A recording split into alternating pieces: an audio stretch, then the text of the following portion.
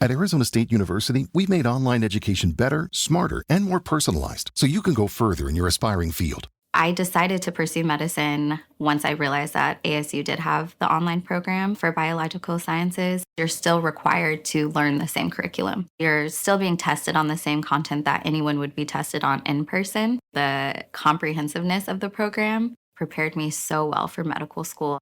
Explore over 350 plus programs at asuonline.asu.edu. She would never say where she came from. Yesterday don't matter if it's gone.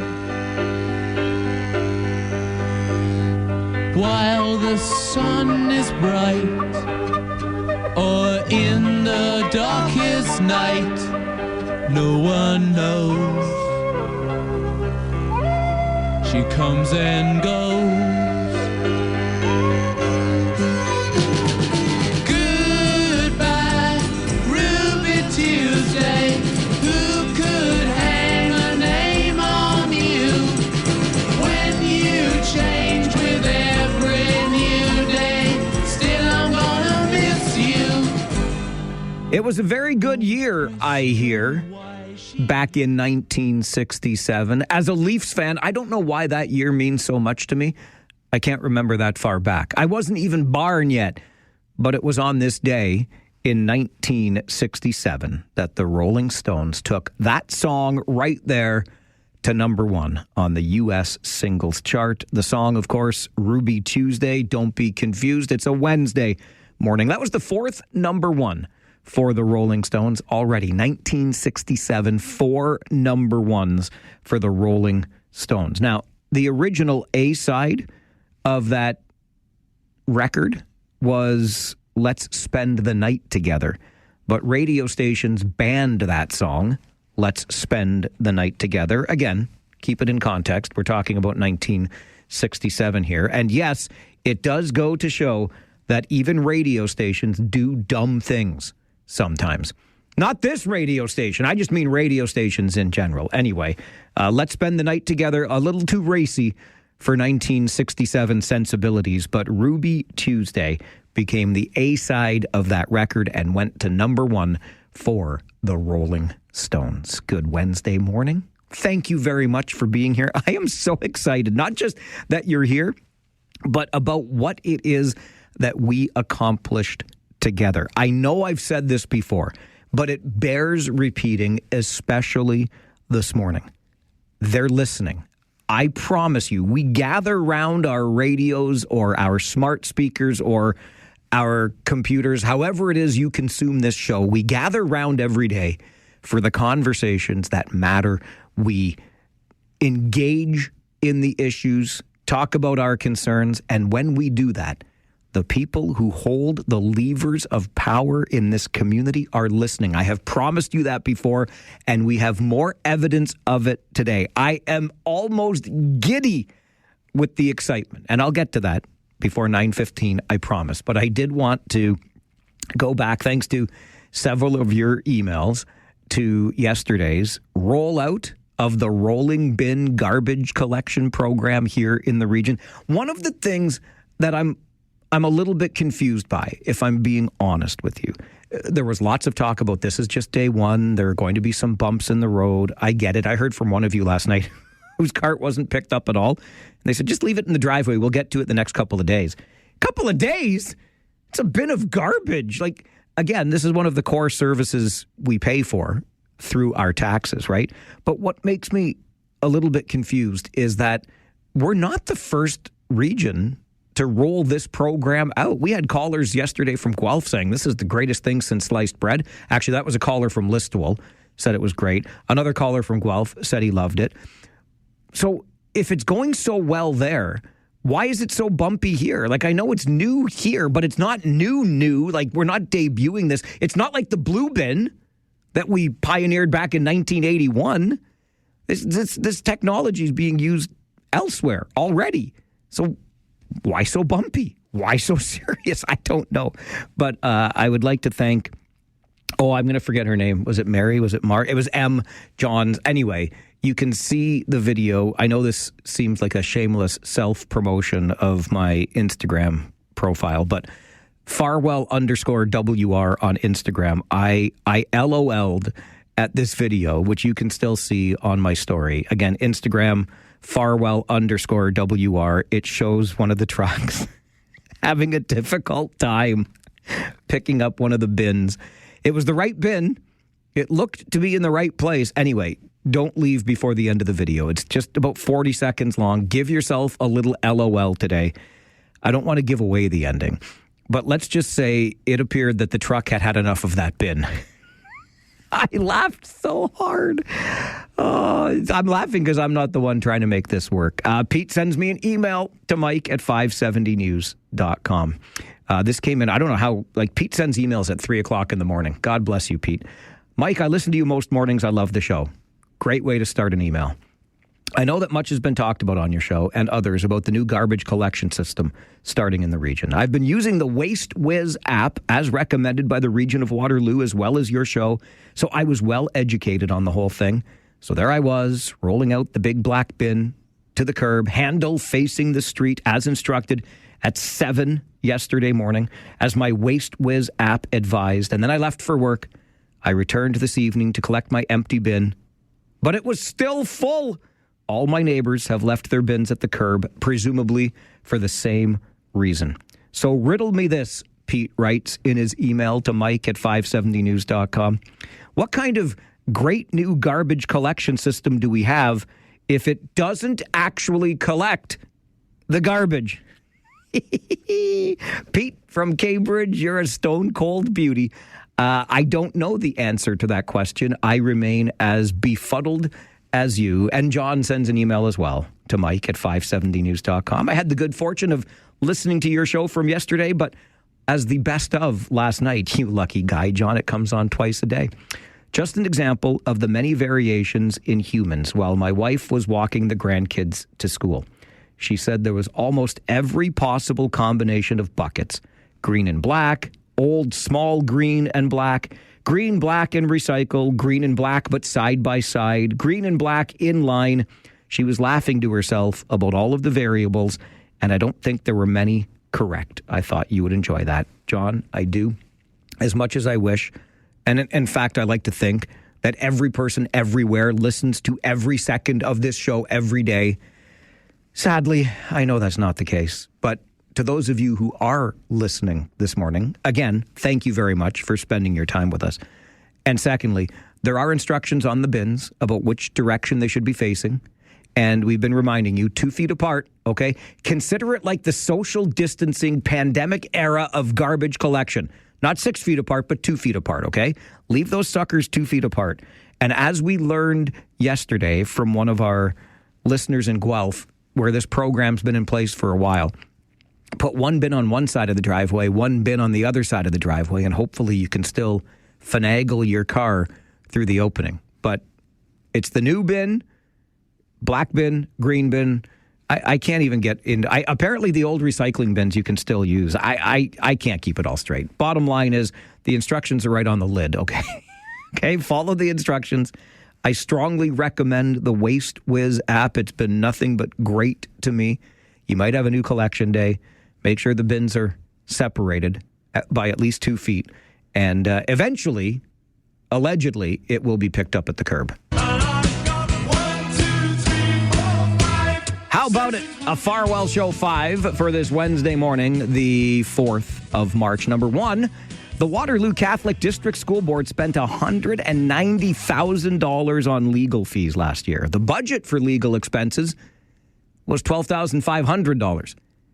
So you see what in the budget you said $12,500. What you spent was $190,000. The board says the fees were spent on code of conduct and policy matters. Code of conduct is code for the trustees can't get along, so they take each other to court. $190,000.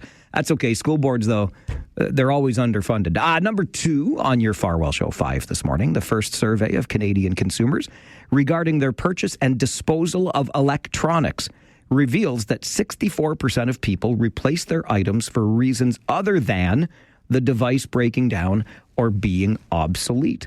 Researchers at the University of Waterloo say this behavior points to the unrealized potential to reduce e-waste in Canada.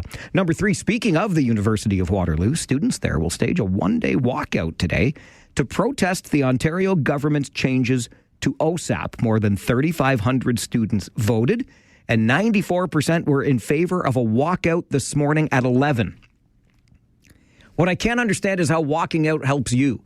Aren't you denying yourself the very education that you say you want?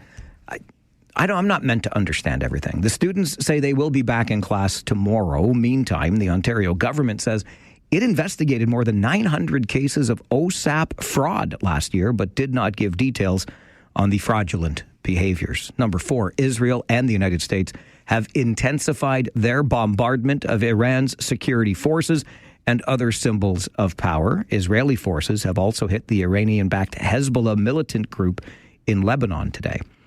In response, Iran fired on Bahrain, Kuwait, and Israel as Tehran vows to destroy the Middle East's military and economic infrastructure. Day 5 of the war. And number 5 on your Farwell Show 5 this morning, game day, baby. The Kitchener Rangers on the road tonight in Sarnia, riding a 5-game winning streak and with points in their past 9 games. Kitchener is also sitting atop the OHL's power rankings for the first time all season. Your Harris Law pregame show with Josh Piercy and I starts at 6:30 this evening, right here on your home of Kitchener Rangers hockey. That, of course, is 570 News Radio. Bueller. You know, if we called that out, Bueller, we would get an answer from at least one, probably more than one person in this community who holds the levers of power. They pay attention to what you say on this show. It's why I like to remind you, share your thoughts, because when you share them here, they get out there and action is sometimes taken. We have another example of that I will get to in just a moment. I was so excited to see. I like council meetings to begin with. I liked these 2 council meetings even more. But you know, the minute we begin our show, every day, phone lines are open to you. So let's take a couple of calls, starting with Ron. Good morning, Ron. Mike, just was listening to your comments from the gentleman who sent you a message at 2 in the morning saying that he put his garbage bins out exactly as it said with the handle facing the street. I'm pretty sure that's the wrong way around. The handle's supposed to face the house, isn't it? Right. Okay, it says on the cart. I don't know. I got to get mine out tomorrow. Yeah, so I think that's why his garbage didn't get picked up, because it wasn't facing the right way. And I saw a lot of things on the street, like your wife did, that carts were the wrong way. People were still using the old small green bins.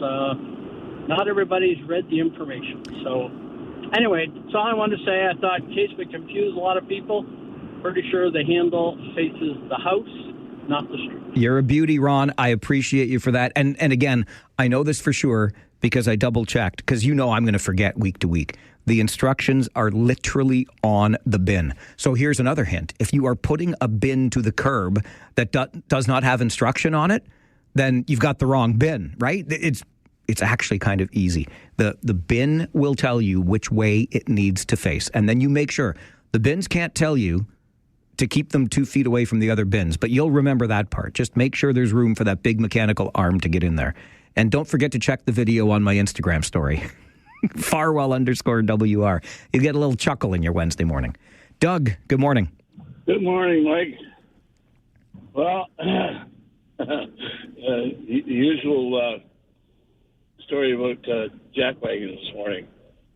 You know, today the fog was as bad as I have seen it in a long time. And I did not believe that I was actually following someone that did not have their lights on. Could barely see them at times. Doug, you can't tell me that you can't believe this anymore. I see this every day. I come to work when it's still dark. At least once a day, I see somebody without their lights on. You want them to have their lights on in the fog now? Like, what are you thinking? Come on, Doug. No, it might make them easier to see and less likely to get hit. And unlike, obviously, the people out here on a Trussler, I'm late getting on the road this morning because of a bad accident out there, and there's no left-hand turn lane either way. I was talking at the intersection the other day, and people just buzz around full speed behind people that are trying to make a turn. It's just not, and in the fog, I cannot imagine that. I'm not surprised something happened there finally. But anyway, yeah, it's just, we get reminded by the OPP all the time and our local police, for heaven's sakes, turn your lights on. You know what, Doug? I hear you. I don't know, I'm looking out my studio window right now. Nice blue sky, bright morning. Have your lights on anyway. Aren't most of these things automatic these days? Just make it a habit. You get in your car, you turn on your lights, you put on your seatbelt, you put the vehicle in drive. That's it. And then when you're done and you park your car, right? You turn off your lights, you turn off the engine, you take off your seatbelt. This should be standard operating procedure. So hopefully, here's the interesting thing, because I've been telling you how excited I am this morning because they're listening, right? So clearly, the people who can influence what happens in our community are paying attention. I know that you're here because we have a Farwell's Force membership that's grown into the many hundreds now. But why do the people that can impact our lives and make decisions in this community, why do they act, but we still can't listen to Doug and turn on our damn lights? I'm a little worried about you, okay? I'm a little worried. And to Pete's email, make sure you get that handle on the bin facing the right way, these new garbage bins, because the instructions are right there on the bin.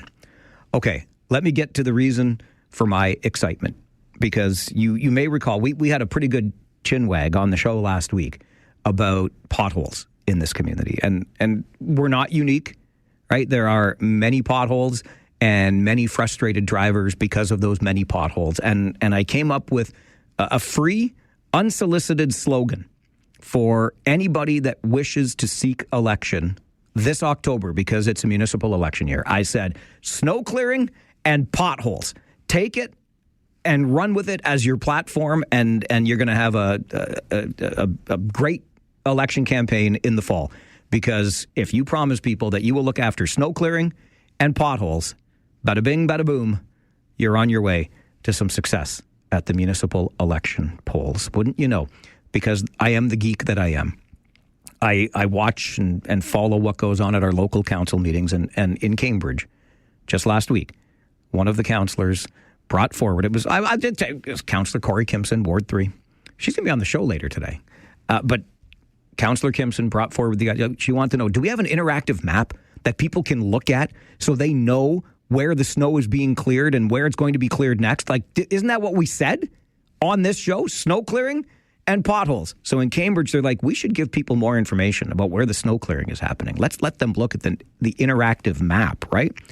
And on the potholes piece, I also suggested, the city could do, we've got teams of communication departments here, multiple people involved in communications. Let's make use of the resources, those human resources, and let's post daily about where the potholes are being filled today and where they're going next and what the plan is. Maybe even get out there with the crews and say, hey, this is what it's like out there on the road trying to patch the potholes for you. I'm working on, and I'm likely to soon do my ride along with a pothole repair crew or patching crew in Cambridge. I'm looking forward to that. But I said, why don't you put this information out there? I would even be happy to share the information through the show. We have access to this platform every day. And then at Kitchener City Council this week, Ward 8 Councillor Margaret Johnston, bada bing, bada boom. We've all been hearing a lot about potholes over the last while. When I hear from residents about the potholes, I wholly agree. They have been quite bad this year. I'm wondering if you can give an update on our approach to the potholes and a communication plan. I'm thinking a communication plan that we send out to the newspaper and the radio stations would be really helpful, just to know what we're doing. We've redirected all resources to essentially blitz potholes. And so we have crews working through the night. We've redirected our snow loading crews through the night to do the repairs, as well as several crews through the day. So there are more resources deployed at this point in time to address potholes. But we know that there are a significant number of potholes, and so crews are responding as best as possible.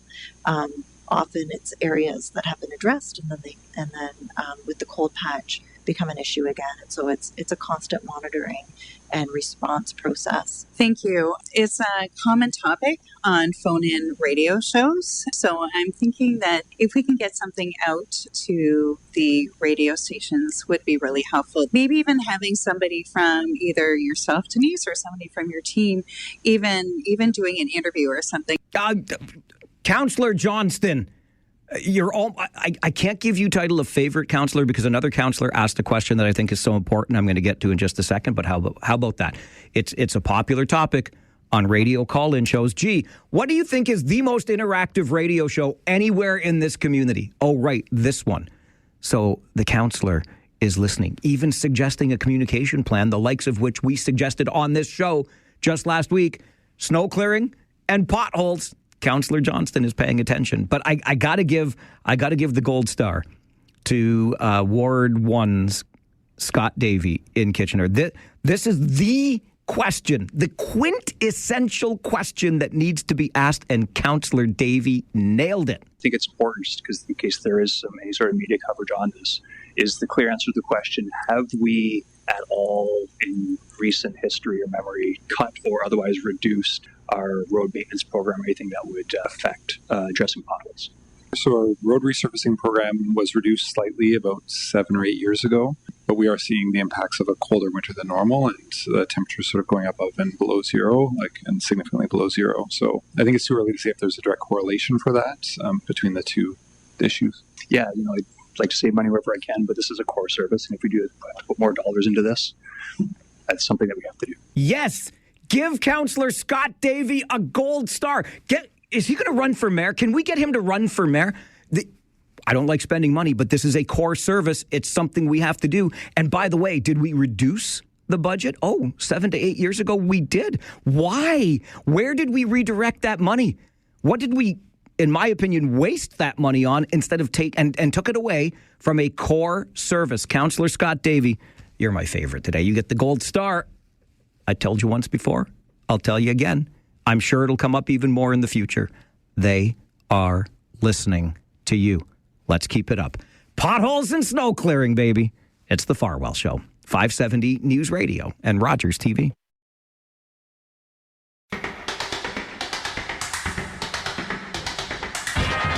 Just ahead of your 9:30 update in the 570 News Center. Let's go back to the phones. Janice is with us. Good morning, Janice.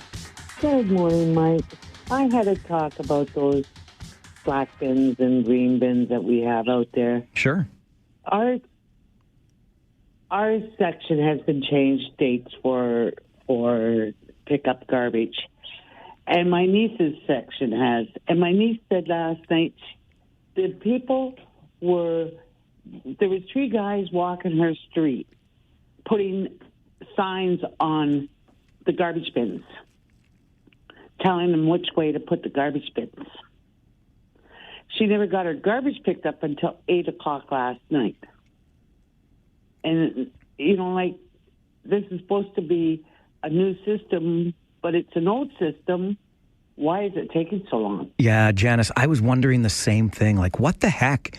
I think the humans did a better job. Scotty, Farwell's Force member number 416. Good morning. Good morning, Mike. How are you this morning? Top shelf, my friend. Beautiful day for a drive. As you know, I drive for a dealership going through different cities, and I'm out and about today. I want to talk about potholes again, quickly. Yep, I got about 30 seconds. Give it to me. I'll give you the funny one. My one daughter said she's going to have a bumper sticker printed. I'm not drinking. I'm just trying to miss the pothole. I love it, Scott. I love it. I just thought I'd give a little humor, but going to different cities, our region's one of the worst. I'm just on my way to Brantford now. It's not nearly as bad down there as it is in our region. I appreciate that, Scott, so much, especially from you being out there on the roads as much as you are. I saw somebody post something similar on social media just the other day, a dash cam video of them driving, and they said, you can tell I'm not in Waterloo region because the road is smooth. Appreciate you, Scotty. Farwell's Force, member number 416. We're getting stuff done on the show. It's the Mike Farwell Show, 570 News Radio and Rogers TV.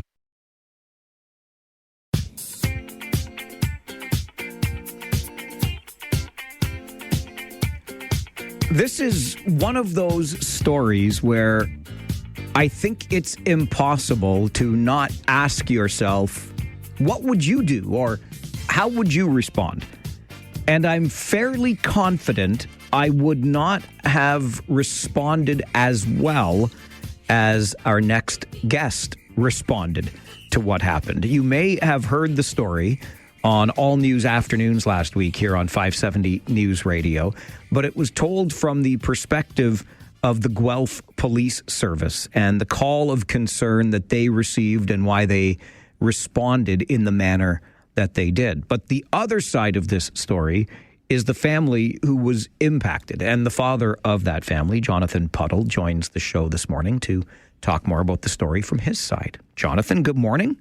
Hey, good morning. Thanks for having me on the show. Well, thank you very much for making the time. I'm not sure I've ever started a conversation with a question like this, but how was it that you were accused of being involved in human trafficking? Yeah, I mean, to be fair to all parties, I don't know that I was accused of being involved in human trafficking. A young man saw something, heard something at a restaurant that flagged his concern. He came and questioned me about it, and when he didn't receive a satisfactory answer, he notified Guelph Police. Guelph Police then, posted a photo of myself and my daughter and just said, "We're looking for these folks. If anyone has information, please let us know." Turns out Guelph Police have got a lot of pull. And so, we started, our phones started blowing up. We're getting texts from people all across the country saying, "We just saw your faces. What's happening?" It's a kind of a weird story. It certainly is. And so you're on a daddy-daughter coffee date here in Guelph. And you mentioned that something that a fellow restaurant goer overheard flagged some concern for them. What was that first encounter like, Jonathan, with this individual who was concerned? So we didn't think anything of it. We weren't paying attention to anything as such until we got in the van. We had our coffee time. We had got in the van. It's maybe 9:30, 10 p.m. And the young man who I recognized had been sitting very close to us, like within my field of vision, right? And he walks up to the window of the van and sort of knocks on the window. And I thought, okay, that's weird. Maybe they need a lift. His girlfriend was sort of standing there, and I'm like, maybe they need a ride somewhere. And he immediately said, "Could you clarify your relationship with the young girl?" And I, "Oh, yeah, of course, man. She's my daughter."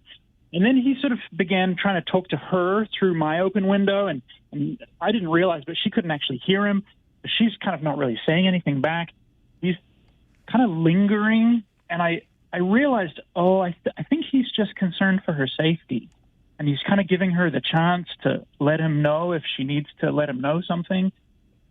And so I was like, oh, that's cool. Like, I just thought, well, that's kind. Like, that's proactive and kind. And so I just said, hey, man, I think you're checking on her safety, and that's cool. I'm a dad. I got daughters and sons, and I respect that you're doing that. That's cool. Thank you. She is my daughter. We're all good here. And he sort of stood back from the window, and on we went. I literally didn't think anything further of it until a week later. Right, until your phone starts blowing up because Guelph Police, you mentioned the pull that they have and the messages you're getting from across the country, because now all of a sudden the Guelph Police Service would like to talk to you. And I guess you found this out through the post that had gone out and through the messages that you were receiving?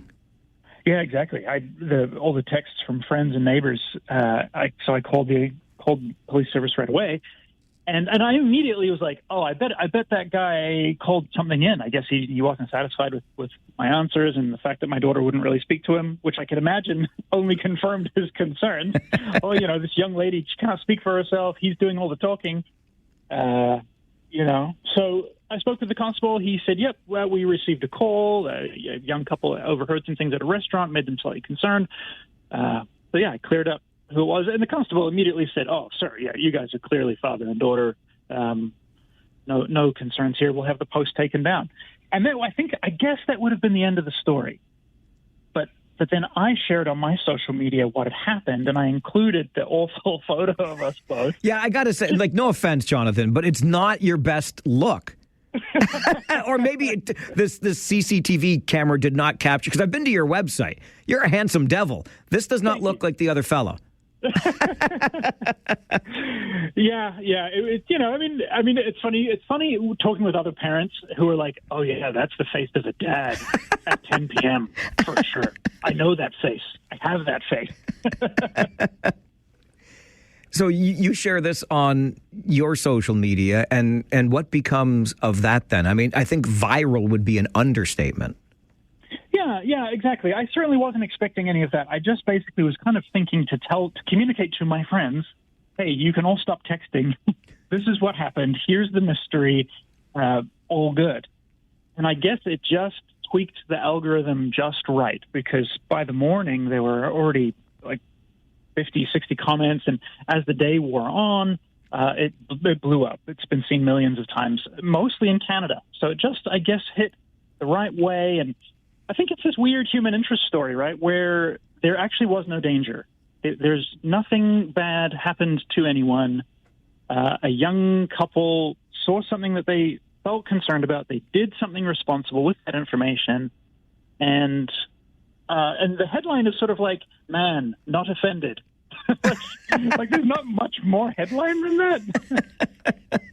What was the conversation like with Guelph police? You mentioned you phone in, you speak to this constable. He was it was relatively easy for him to clear you, knowing the relationship. But like, what's going through your mind? And what is the response like on the other end of that phone when you're like, yeah, hey, I'm the guy in the picture that you might want to talk to? Like, how does that go?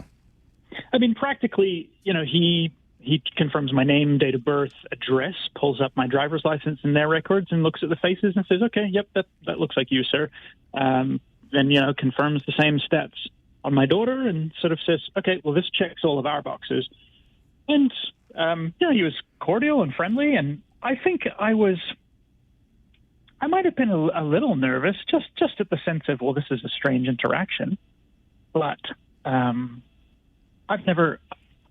suppose, again, speaking from a measure of privilege and power as an able-bodied white person, I've never had bad interactions with the police.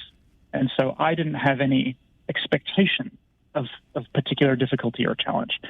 So, I do want to call that out. I understand that for some people, receiving an accusation like that might stick longer, might cost them in such a way that has a negative impact. It hasn't had any negative impact for me, and I didn't expect it to.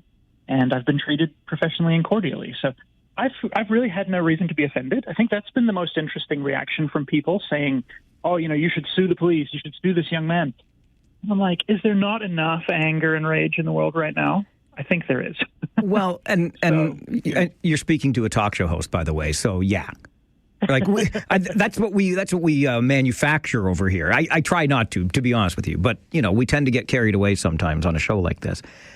This idea, though, Jonathan, that, I think suing might be a bit of a stretch, but particularly with this young man who first initiated the conversation with you and then obviously followed up to police.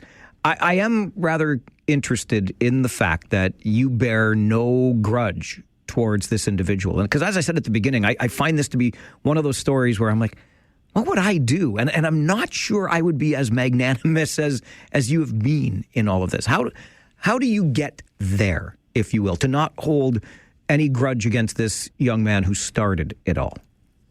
I think there's a few things. Just kind of, I've been trying to reflect on that myself. Some people have said, "How and why are you not upset?" And I'm not totally sure. I just wasn't. So I have no reason to say that I was. But I'm a father, and if something had happened to one of my children, if one of my children was missing, I would want everyone out there canvassing, talking to every stranger, having those awkward conversations. Have you ever seen anything that made something seem not right? And I would want people to do something about that. And so that really, I think, was just, in my mind, first things first, the safety of the vulnerable. And so that's what I perceived he was doing. For my ego to get upset at an accusation, how dare you think that? To me, just seems like you're missing the point. Someone had reason to be concerned, and they did something about that. I think we need more of that in society. I think it's easy as Canadians to maybe just kind of like be chill and be polite and like not rock the boat. But at the same time, like human trafficking statistics are terrifying and very troubling. And this area, KW Guelph, is a hotbed for trafficking. So, yeah, police recommendation is not to go up and talk to strangers generally, but pay attention, make some notes, call in, give a license plate number, you know. I'm also a person who believes that every moment that we have and every encounter we have with another human being is an opportunity for dignity and grace and kindness. So whether I'm talking to yourself, whether I'm talking to a police officer or to this young man who comes through the window, I think we're alive in a scary, destabilizing time. And if I have a moment to be like, hey, thank you for doing that, I can bring a little light, a little life, a little hope. To me, that is like an opportunity that we have in every human interaction. I love that sentiment and that outlook for sure. How's your daughter doing with all of this and the rest of the family, frankly? You mentioned there are other kids. How's the family after all of this? Honestly, it's actually been quite humorous for us, and it's been a source of levity. All of the older brothers have just sort of cracked up, and they all now walk through the high school halls, and teachers are like, "Hey, saw you guys on TV," and yeah, you know, it's been generally a source of fun and amusement, and I was glad that my daughter came and did the TV interview there. He's an amazing personality, and so it's been cool to just see a different side of her as well, and talking to media. You have really shown us an interesting way to react to what has got to be an anxious, at the very least, situation. Really appreciate the way you've handled this, Jonathan, and the fact that you made time for yet another media interview. So thanks for being here this morning. My pleasure. Thank you. Enjoy your day. Bye-bye.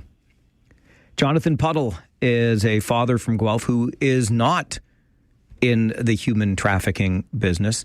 And first of all, two things. One is clearly Jonathan keeps up with the news because he made reference to the hotbed and what a terrible claim to hold here in this region. But yes, just given our access to various entry and exit points on highways, this region and Guelph, Wellington are areas of Ontario where we have seen an uptick in human trafficking. In fact, yesterday we had Regional Police Chief Mark Crowell in studio with us for our monthly first Tuesday of every month Ask the Chief segment. That was on my list of things to talk about with the chief because we have seen an increase in instances of human trafficking in this community. We never got around to the conversation because there were more calls and questions from you, and that's fine by me. But it's worth noting that Jonathan is spot on with his following of the news and the headlines, recognizing that we live in an area where instances of human trafficking have been noted to increase. The other part that really strikes me, and how many times have we said this on the show, truly, right? Every interaction you have with another person is an opportunity to meet that individual with grace, with dignity, to spread some kindness, to make it a positive interaction. We always have that ability, right? And Jonathan certainly chose that approach with this young man. It could have gone another way. Let's be honest. It could have gone another way. Who are you to accuse me or to think that I would be involved in some sort of trafficking or I'm holding this young girl against her will? Who do you think you are? That could have been the response. It wasn't. And now we get a story that has not only got a really positive undertone to it, but that we can laugh about a little bit. What do you make of this? How would you react if somebody comes up to your vehicle window, gives a little tap, hey, what's your relationship with that person in the passenger seat over there? Because I'm a little concerned about what I'm seeing here. How are you going to react in a situation like that? And maybe, does this story change the way you might react next time? If it ever does happen? Always curious about your thoughts on the stories we share on the show. Love this one. Glad we could get Jonathan onto the program. It's the Mike Farwell Show on 570 News Radio and Rogers TV. And if one of my children was missing, I would want people to do something about that. And so that really, I think, was just, in my mind, first things first, the safety of the vulnerable. And so that's what I perceived he was doing. For my ego to get upset at an accusation, how dare you think that? To me, just seems like you're missing the point. Someone had reason to be concerned, and they did something about that. I think we need more of that in society.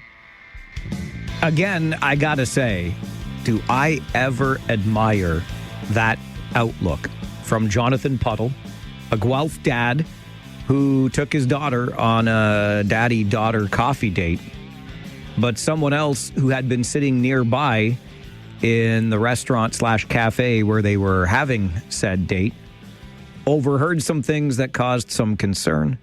And as they left the restaurant, this young man knocked on the window of Jonathan Puddle's vehicle and wanted to clarify the relationship between adult and child in that particular situation. And the next thing you know, Guelph police are posting a photo saying we would like to talk to these individuals, and Jonathan Puddle's phone starts blowing up going, what the heck is going on? Why do the police want to talk to you? He makes that call to police and everything comes out in the end. But if you get your back up about something like this, you are missing the point, so says Jonathan Puddle. I would like to think I would feel similarly. I'm not positive. And I'm a guy that had his share of daddy-daughter dates to coffee shops. We often, more than anything, for whatever reason, our daughter liked just going for these long drives. So we'd bugger off into the country somewhere and just shoot the breeze in the car. So there wouldn't have been a whole lot of opportunity for others to interact. Occasionally, though, ice cream, we did a lot of that. Anyway, that's not the point. The point is I've been wondering what I would do in that situation. And I'm not certain I would react similarly to Jonathan Puddle. It might depend on the day. Who knows? But there's a pretty big part of me right now that thinks, hey, why don't you just mind your own business? Like, how dare you even assume the worst of me? Like, what vibe was I giving off? What image was I portraying that would make you think that I'm the kind of person that would be involved in that kind of activity? I don't know. Anyway, kudos all around to Jonathan Puddle for his response to this. Tracy sends an email to Mike at 570news.com. Says, I'm glad we're starting to do something about human trafficking here, Mike, because the numbers are more than alarming. I'm glad that person got flagged and that everyone was okay, because now we can talk about the terrible problem. You're right, Tracy. And as I said, when Regional Police Chief Mark Crowell was here yesterday, it was on my list of things to talk to him about, because we know that numbers have been increasing. And I also know that police are well aware of these statistics and are directing resources towards the problem. Again, when you consider geographically where we are situated here in the region of Waterloo, you've got access points east and west very easily, and you can be in another major metropolitan center. Heck, let's add south in there as well. If you want to hop off the 401 at Highway 6 and head down Hamilton Niagara Way, within an hour, you are essentially into another major metropolitan area, be that London to the west, Hamilton, Niagara to the south, Toronto to the east, and it's pretty easy to get there from here. And just look at the access points and what kinds of motels are sitting right near those highway access points. It doesn't take too much to connect the dots. So I'm with you, Tracy.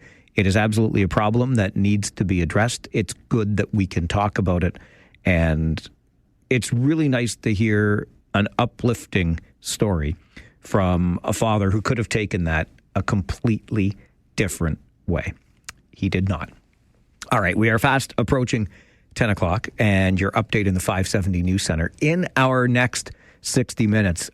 I would not have guessed it, but the numbers back it up.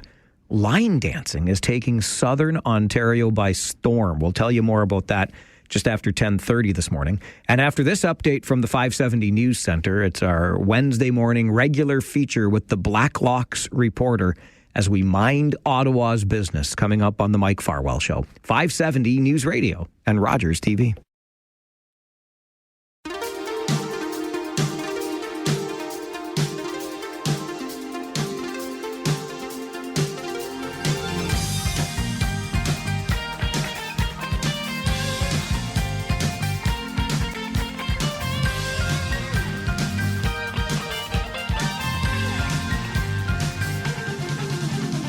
Well, I'm glad we know that Plowy McPlowface is going to be patrolling the streets of Kitchener next year and making sure the roads are clear. I'm sure Plowy McPlowface can do a better job than...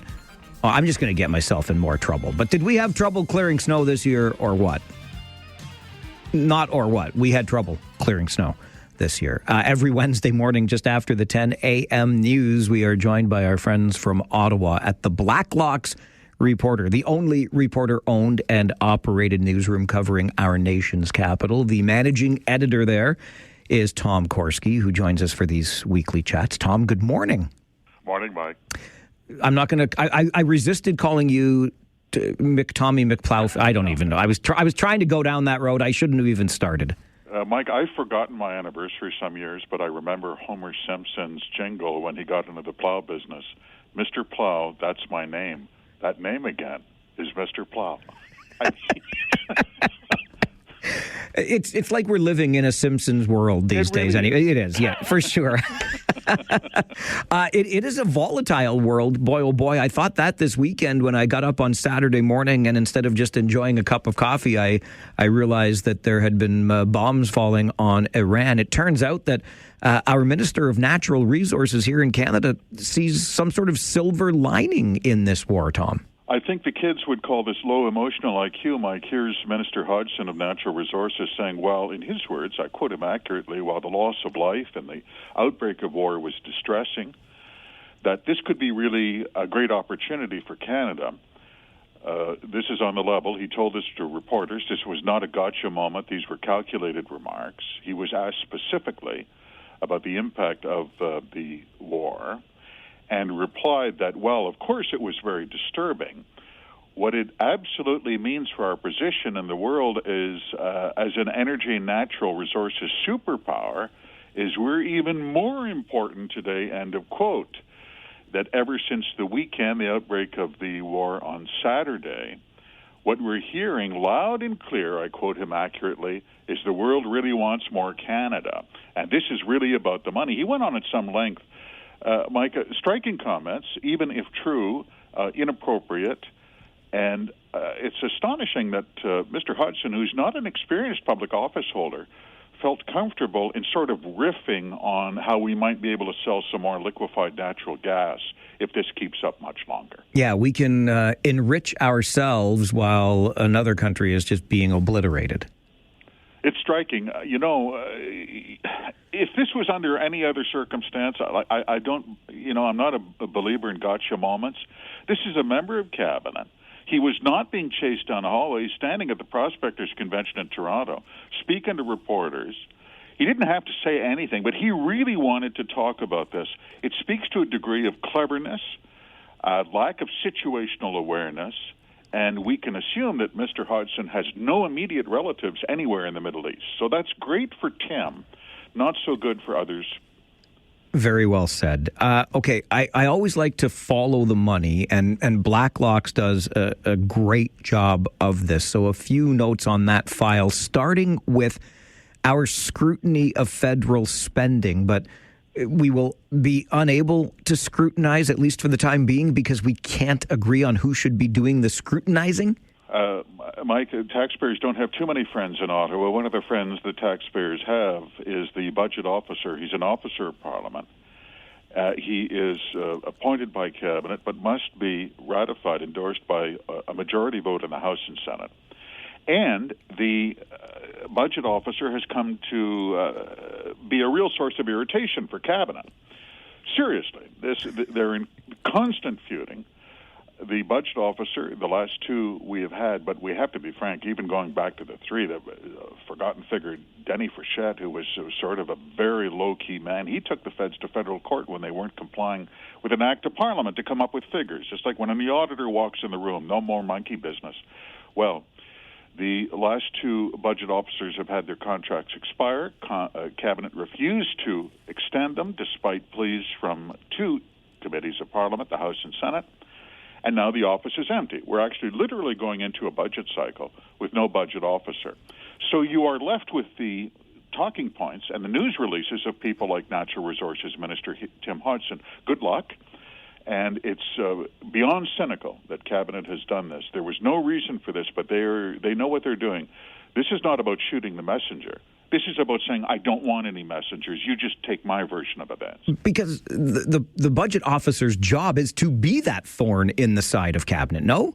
That's exactly his job. Yves Giroux, the predecessor whose contract expired last Labor Day, he put it really pointedly, almost in an angry way, at Commons Industry Committee hearing in 2023. What did he say?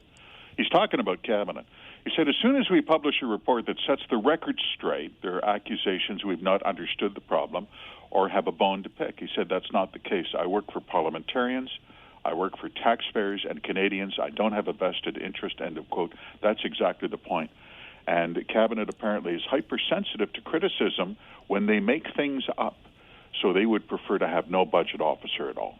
Of course, among our myriad concerns with the Trudeau Liberal regime, Justin, that is, was all the money spent on third-party outside consultants. And now, I guess, absent a parliamentary budget officer, Employment and Social Development can invest in assistance with writing by an outside consultant? Classic, they are. They're having consultants organize workshops for employees on how to write. This is serious. This was. How do I get it? Who do I make the invoice out to, Tom? $25 billion a year they spend on consultants. You say, how is that possible? Here's a department of many thousands of employees, and they are hiring a consultant to teach their staff how to write in plain language. Why don't I read their direction to the contractors? Tell us how to write clear and concise sentences. Adopt proper tone and vocabulary, and follow grammar rules. You say, well, a lot of us covered that in high school, but I guess if somehow you drifted into the Department of Employment, Mike, by official estimate, this is their estimate, not mine. Shared Services Canada, the IT department, says the typical federal employee can email 25 to 100 times a day to each other. Up to 100 times a day, more than a tenth top 100 emails a day. So I would think practice would make perfect. Apparently not. Seriously. Practice makes perfect indeed. So, okay, somewhat related, and I think we can all get behind the idea of reducing red tape and increasing efficiencies. But according to the Department of Foreign Affairs, that means diplomats get easier access to the liquor cabinet? Classic. It's like Tim Hodgson believes, never let a war go to waste. The campaign for reduction of red tape has gone on for years. This is on behalf of everyday Canadians and especially small business. Feds have never listened. Cabinet re-promised to cut red tape. And what was the first thing they did? They cut the rules that required diplomats working for Canada abroad to report lost, air quotes, lost liquor. From I used to report that to my parents too, Tom. They didn't buy it. Exactly. That's the red tape they went after. Thousands of dollars of liquor lost, air quotes, lost from embassies every year. And they've said you don't have to file those reports anymore. Hilariously, in an Access to Information memo, they said this was about improving efficiency for Canadian diplomats. And how? It's so much easier now to reach for this bottle of Crown. It's great. All right, one more before... liquor cabinet rules, they're killer. They're the worst. Killer. They hide the keys sometimes, Tom. Like, what are we doing? One more before I let you go. We're about a year into this Carney-led Liberal government. So from that last election, what have we learned through Elections Canada and its data about last year's federal election in terms of who voted and the demographic makeup, et cetera? That is the point, isn't it, Mike? Elections are decided by people who actually vote, and these figures have been highly sought, just released by Elections Canada, as you mentioned. Took them almost a year to compile this. Voter turnout by age. The heaviest turnout, almost 78%, was by women over 65. The lowest turnout by men under 24, 53%. People who vote decide elections. If you don't vote, you don't get to decide. And as we famously say, right, the system is designed such that we always elect the governments we deserve. The voters never wrong, even when they're wrong, because they pay the price, Mike. Tom, always appreciate the chats. We'll talk again next Wednesday. Thank you, Mike. Tom Korski is the managing editor at the Blacklocks Reporter, Canada's only reporter-owned and operated newsroom covering our nation's capital with neither politics nor punditry. Tom joins us Wednesday mornings just after the 10 a.m. news as we mind Ottawa's business.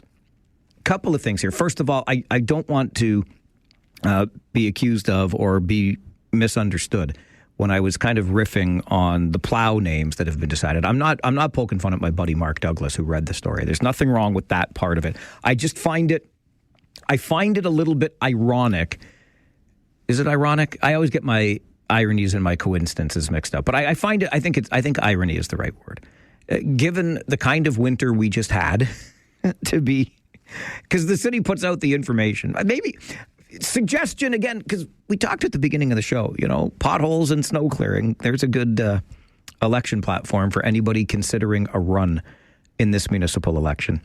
And we offered some suggestions to our municipalities of how they could better communicate. And it seems like they're following through, at least in Kitchener, looking at better ways to communicate about potholes and the work that's being done, et cetera, et cetera. It's all well and good. So, again, unsolicited advice. Maybe it's not the right time. Maybe I know you put out the survey to name the new plows, okay? But I don't know. I might have considered hanging on to that one till next November. That's just me. I don't think anybody wants to hear a cute name for a plow when there's just watching the snow melt on their street this week, because the plow never got there. Just my thoughts from over here. The other thing, that when Tom and I were just talking about the data from Elections Canada and the strong turnout from women over the age of 65, I mean, no disrespect, like a lovely group of people. But we have to remember that, right? When you begin to dig into this data and you realize that it was primarily women over the age of 65 who cast the ballots that shaped the government of the day. Young men were completely underrepresented in this election. Again, that's the way the system is set up. But it's rather telling, isn't it? And it reminds me, this is the point I wanted to make as I take a while to get around to it. I had a number of really interesting conversations yesterday about local politics and the issues that exist locally. And I brought them home to dinner, and my beloved and I were chatting over dinner. And I'm just going to be blunt with you. I think we need some change in this community. I really do. I think we need some significant change at the municipal council table. And that's across the board. That's from north in Woolwich Township to south in North Dumfries. Across the board, every township, every municipality, the region, I think we need a refresh. And my beloved's like, well, people have the power. They can vote. I'm like, yeah, but so few people turned out that I think the incumbents who know how this game is played can easily rally enough support to get elected again and again. That's my sense of it. So I just will use this as an opportunity to strongly encourage you to get involved this October, because I think we're due for some change here. It doesn't have to necessarily be an across-the-board change election, but we got to freshen things up a little bit because we have got some big, hairy problems to deal with. All right, that's enough pontificating. I didn't mean to go that far down this road, but I just did. We're going to take a break. When we come back, here's a road I would like to go down, and I hope you will join me on this road, because you know what's happening on Sunday, right? Do you know what's happening on Sunday? Yes, the Kitchener Rangers play the Windsor Spitfires, but besides that, it's spring almost, So we're going to spring forward. Can we stop with the changing of the clocks? Who is with me on an end to the time change? The Premier of British Columbia is. Will you join me in this? This is the Mike Farwell Show on 570 News Radio and Rogers TV. This is your advanced warning that you're getting a short weekend coming up. That's right. Your weekend ahead is going to be shortened by 1 hour because we spring forward, don't you know? So this Saturday evening, remember to set your clocks ahead 1 hour so we can once again return to daylight saving time here in this part of the world. But I would like for us very much to do what the left side of the country is about to do. Good old Kitchener boy, that David Eby, the Premier of British Columbia, right? St. Jerome's High School grad. He's our kind of fella. I don't know what he's doing leading the NDP in British Columbia now. That's quite the career trajectory for a local boy here to the region. But I like where Premier Eby is coming from. In case you hadn't heard, this weekend in British Columbia will be the last time they ever change the ding-dang clocks. I think the reality for most British Columbians in November is that they're going to work in the dark, their kids are going to school in the dark. This change today actually brings us in line with an area of the Northeast that stays on mountain time year-round, Fort St. John area. So in the north of our province, they're already there. In the south of our province, in Creston, it's the same thing. They're already there. So these are communities in British Columbia that have already made this change that we're coming in line with. They haven't seen those negative impacts, and they've seen significant benefits from getting an extra hour of light at the end of the day when the majority of human activity is taking place. Having more light on the roads for drivers at the end of the day, coming home from work, and we'll have the impact, we hope, of reducing collisions and ensuring that what little light we do have in British Columbia in those short days during the winter is concentrated where the majority of activity is taking place. Is it just me, or is the Premier of British Columbia speaking a whole bunch of common sense? First of all, I mean, we've talked about this for I don't know how long. There have been private members' bills brought forward here in Ontario, usually from somebody who just wants to get their name in the news, but to, end the twice annual time change here in Ontario, et cetera. But we often, be careful with your generalizations, Farwell. We often hear the push back to that. Oh, won't anybody think of the children, these poor children? They're going to go to school in the dark. Stop it. There's no data, as you hear Premier Eby point out, to show that these negative impacts have been realized in communities where the time change doesn't happen. And doesn't it make more sense to allow that extra daylight before darkness falls at a time of day when people are engaged in more activity, i.e. late afternoon, end of day, as opposed to morning time? Of course, that's what makes sense. Now, you'll have to forget for a moment that it sounds like Premier Eby's premiership is on thin ice in British Columbia right now, and maybe he's just grasping at whatever political straws he can. But we're going to change the clocks ahead back to daylight saving time again in Ontario this weekend. And I would very much like for us to just stay there. This goofy, twice every year, move the clock forward, move the clock back. I recognize that the technology does most of it for us already anyway. It's not the act of having to change ding-dang clocks in my ding-dang house. That's not what I'm getting at here. It's that changing the clocks to extend or reduce daylight is stupid. I'm sorry. I know I don't like using that word, but it's dumb. Why? What are we doing this for anymore? It's time to end the madness. If British Columbia can do it, Ontario can do it. Premier Ford, are you listening to the show today? Is anybody in Premier Ford's government listening to the show today?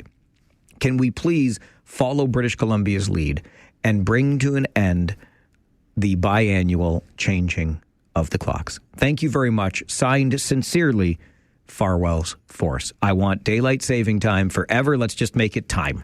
It's just time from now on, okay? And it waits for no man or woman. I'm going to get you to the 570 News Center on time for your 10:30 update. And then it came as a bit of a surprise to me, but I'm not a line dancer.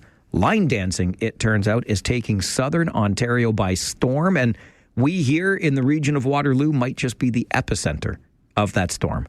The story coming up on the Mike Farwell Show, 570 News Radio and Rogers TV.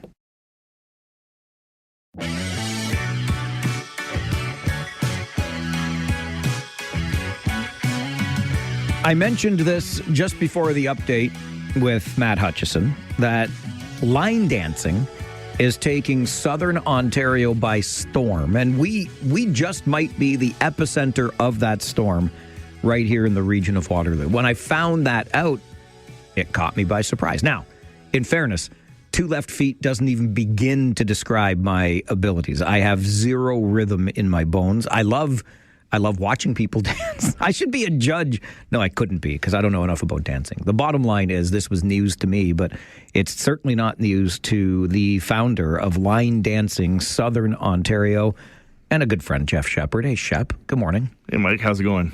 Couldn't be better. How about you? You know what? It's a busy week, but the sun is shining and so many great things are happening right around the province in line dancing and just business in general. The sun is shining. We're looking like we're going to push double digits today, Shep. Like excited. We've needed excited. This. Okay, take me behind the curtain here because right. you sent me an email with some of these details, and I'm like, really? Line dancing is that big, but says you, absolutely it is. Yes. So basically 4 years ago, I realized that there wasn't a landing page on social media for line dancing, and I created one. And with great thanks of the supporters that have been part of it, like Michelle Tomlinson, she's helped me out as an admin on the page as well, too. And we've grown slowly, and now we've reached over 10,000 members in Southern Ontario in this group. And there's so many other line dancing groups and all that other kind of stuff. But if you remember back to the 90s, early 2000s, it was a country music thing, and it was very big back then. It's not a country music thing anymore. Really? Every single song that exists, there's a line dance to. Come on. This is spawned by social media. All of the little TikTok dances and the Instagram dances that were out there have spawned onto people that dance to these songs. And there's so much social media attention to it that it grows from there. And then the health benefits that come into play. We have 90% of our people in line dancing in Southern Ontario are females, and 30% of all of ours are 65 and older. Because it's very good for social benefits, for health benefits. There's so many different parts to it that make it really good for pattern recognition. It's good for the brain. It's good for so many different things. And it's something that you can just show up by yourself and join and be part of without being judged. There's no bad moves in line dance. There's no mistakes. Sure? What if I can't keep the They're rhythm? Just variations. Okay. All you have to do is be able to count to line dance. I can count. And recognize patterns. Right. And if you can do that, there's beginner level dances to super advanced dances that I would never be able to do personally myself. It's just you get out there and you try. It might take 3-4 weeks to pick it up. And if you start looking at how do you get into line dancing, there's so many dance schools across Ontario that did ballroom, salsa. You go through all the different dances they do. They've all added line dancing to their repertoire. There's other dance studios that are focused just on line dancing as well, too. Then you have social events. You have bar events. Almost every single event that's been put up across Southern Ontario on a Friday and a Saturday night sells out well in advance. You have to buy tickets in advance. There's a sold-out one at Tapestry Hall on the 27th of March, the 10th of April. Next week, actually, at Four Fathers, you can still get tickets, I believe, for one that's going on there. I host a line dancing event at Ouroboros in Kitchener every Thursday. I volunteer my time as a realtor for free so that people can come, because typical line dancing events are $10 to $20 to go to, because nothing is free in this world. You got to pay for those SoCan rights. You have to pay for renting a room. You have to pay for so many different things. So we can say no cover, but somebody's covering those costs. So if you ever go to an event and it's free, be appreciative of the person that's hosting it and putting it together, because they're putting their time involved to make this happen. And Ouroboros, that's on Hazel Glen in Hazel Kitchener, Glen right? Plaza in Kitchener, Victoria Westmount area. It's just a local bar, but every Thursday it turns into what I call country night, but it's actually line dancing night, because we play everything from Ed Sheeran to dancing tunes from the past. It's got a mix of all different kind of music, but it's basically a big video dance party that we do every Thursday night that focuses around line dancing, and it fills up. It's a good night out, and it's like one big giant family, the line dancing committee. community. Sorry. I can't get my head around, Shep, this idea that you're line dancing to Ed Sheeran or something other than country music. Yeah, everything. There's dance moves to everything. If you just get out and move, it's so good for the body. It's so good for the energy. It's so good for your mind. There's so many reasons to get out and line dance. And, we do have an Instagram page as well, too. But basically, it's focused mostly on the Facebook group that we put together. Just so I created a site where dance studios, events, all that could market their locations and promote what's happening. And we talk about the health benefits. What if you have an injury? How do you dance?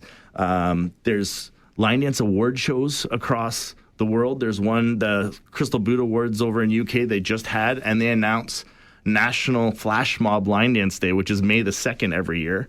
But we have events happening in Cambridge and Brantford and Dorchester and all that happening in the weeks prior to, because people are trying to spread around and do their own line dancing thing because they all can't go to the same place and everybody wants their place. So there's lots of opportunity to get out there, to be social. Your community centers. I have so many people that I know that just call your local city and figure out what's happening at the community center. There's usually beginner line dancing there as well, too. There's so many opportunities to get out there and do it, and it's growing like crazy. Like, I can't tell you how fast things are growing and what's happening, and it's basically the new social thing that's happening.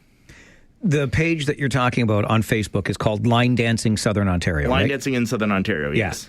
For you, Jeff, how did this all get started? Where did your passion for line dancing come from? Well, when I was in my 20s, I did line dance at the Stampede Corral and stuff, because you're watching, like, the electric slide. It's in movies, everything. It's just a common line dance that was way back when, and it built. And then I started going out on line dancing night because I like dancing. I don't like standing around at a bar and drinking like most people. I like getting involved and participating, and it's so much fun getting out on the dance floor and just having the energy.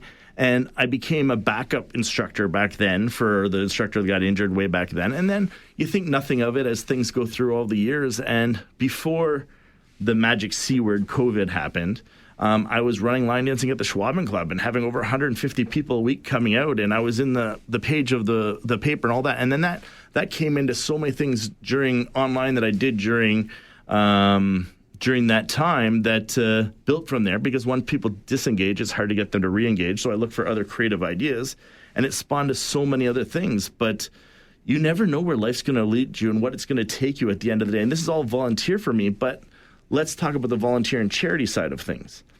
I've been part of so many boards and part of charities and so many things, and I've donated to so many causes in the past. But once they get something for you, they never stop asking.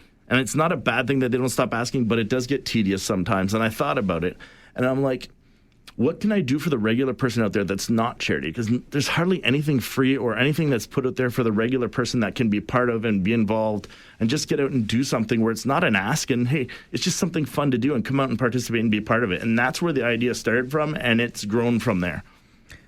It's incredible. So you mentioned Ouroboros you do on a regular basis. Yeah, every Thursday night. Thursday night. Starts at 5 o'clock and runs right through till 10:30 at night. We have 4 free lessons each week between 7 and 9. My friend Stephanie, she's the instructor, and I just host an MC and run the night. And I do this for the social aspect of it. Other people do it for the dance aspect of it. Some people do it for all the different things. But as a local realtor, it's also a great way for me to network and build relationships and people see that I'm reliable and get my trust and do that way as well. So there's other benefits to this as well, which makes it worthwhile me volunteering my time to make this happen. So anybody could show up at Ouroboros tomorrow night and 100%, take part in this? 100%, but I'm not there. I'm actually at a Remax Awards dinner tomorrow night, but I'm there every other Thursday as we go through. And if you want to learn more about line dancing, there are websites, Line Dancer Web, Copperknob.co.uk and bootstepper.com, where they have step sheets to every single line dance. You just write the name of a song and there's step sheets to them. So you can find everything you want to do on those sites, but you have to know what they're teaching in their local area, because there could be 10, 12 different choreographers that have choreographed things. In fact, there's one song out there that a friend of mine down in Niagara, Nitty, she's made a choreographed dance store that's became the #1 line dance in the world in the last 2 months for Choosing Texas, an Ella Langley song that she's been featured all around the world, and on these sites she reached #1 on some of these things. So we have local talents in Southern Ontario. And when you say epicenter, Waterloo region is probably the 3rd highest amount of line dancers on on line dancing in Southern Ontario, but, you know, your Mississaugas, your Torontos, your Miltons, it has that. And there's other people in the industry that have made this line dance instruction full-time jobs. And not to single out one person or where things are, but Urban Cowboy Line Dancing, Mario, he started about 3 years ago, and he goes around and does special events, does different kind of things, and he's put together this event that's actually happening this Saturday at Binghamton's in Kitchener. So it's going to be the True North Line Dancing Competition, which is a line dancing competition that people are coming from across the country to. It's an all-day Saturday thing during the afternoon with Mark Polino coming up from the States. He's a choreographer from down in the U.S. that's coming up to teach in the afternoon. And then there's a social dance at night with the competition going on at night. And then Sunday there's a follow-up. There's different price points for all of that. But it's a super fun day. It's going to be at Binghamton's this Saturday. I encourage, if you just want to watch, you can come out and watch. You don't necessarily have to dance. It's still a good time to come and participate in. It's a fun night out. But I have the honor of being a judge for this competition, which is a role I didn't expect because I'm not a choreographer and I'm not a teacher, and I'm just somebody who just has passion for the community. You mentioned that for you, this goes back to the days of the Stampede Corral and line dancing there. And then line dancing in Southern Ontario starts because you realized there wasn't a landing page for line dancing on social media. Did you have any idea, Jeff, how big the line dancing community actually was? Yes, because when you travel around the world, there's line dancing bars all over the place. You go to a town, but the dances are different everywhere you go because they have different structures that have taught. But I didn't figure it was going to get this big in Southern Ontario so fast the way it has. I just thought, hey, this is a great way for me to promote the live event that I'm putting together and support some other schools and instructors and make things happen from there. And yeah, I mean, the combination of that and other people just jumping on board and promoting things, and like there's another one of the judges for this Saturday's event used to be a former Toronto Blue Jays dancer, and she's one of the instructors and choreographers that's one of the judges this weekend as well too. So you never know where people are going to come from and being part of this community, but it's very accepting. And if you come, there's always and have questions, there's always somebody that'll get out there and help you and show you the way. Even if you've got two left feet, or three in my case. 100%. It's the experience. Like they hire instructors and teachers to come to weddings, to special events. Like they just had a Cambridge Memorial Hospital event there happening last week, and they hired a Kinamics dance studio to come out and line dance for them before like the rec laws came in, and it's just entertainment at functions as well. Like there's line dancing teams. There's a line dancing team for Brantford that went down to the U.S. and won a trophy for best line dancing team and stuff. So we have so much talent and so much different things, and the most important thing is dancing is healing. So if you have mental health issues, you have different kinds of things that are happening, just moving the body, using the mind, having that energy, it's the social experience that comes instead of sitting at home and watching TV or doing whatever you do.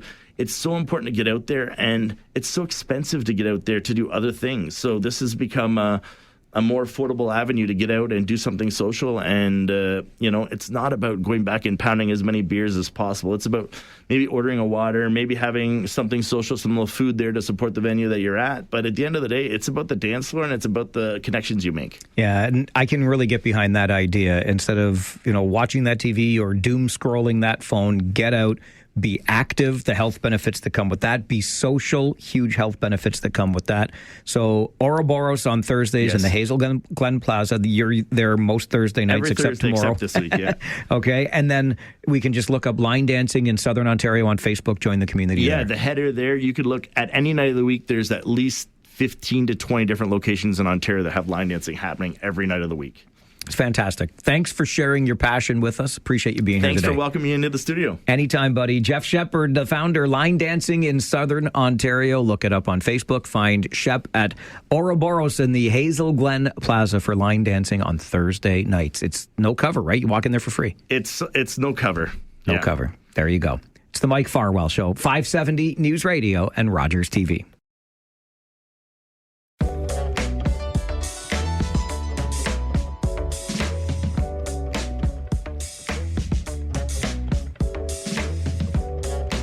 If you'll forgive the connection, and I promise you that one day you too will reach an age where you read the obituaries every day It's something that I do. And I noticed in one this morning as I scanned through it that this older woman who had just passed was an avid bowler and quite the 5-pin star with her bowling team that always enjoyed their time when they got out for their, again, a little bit of social connection, a little bit of physical activity. I was thinking of that as we were talking to Jeff Shepard with line dancing in Southern Ontario a moment ago. Pretty low barrier to entry in terms of affordability or even dancing ability, getting these instructions. But the opportunity to go out and socialize with real human beings in real life, get the physical benefits that come, obviously, from participation in dancing, just like this older woman whose obituary noted her 5-pin bowling prowess. I'm a big fan of things like this. It struck me yesterday as Rosie and I were out for our afternoon walk.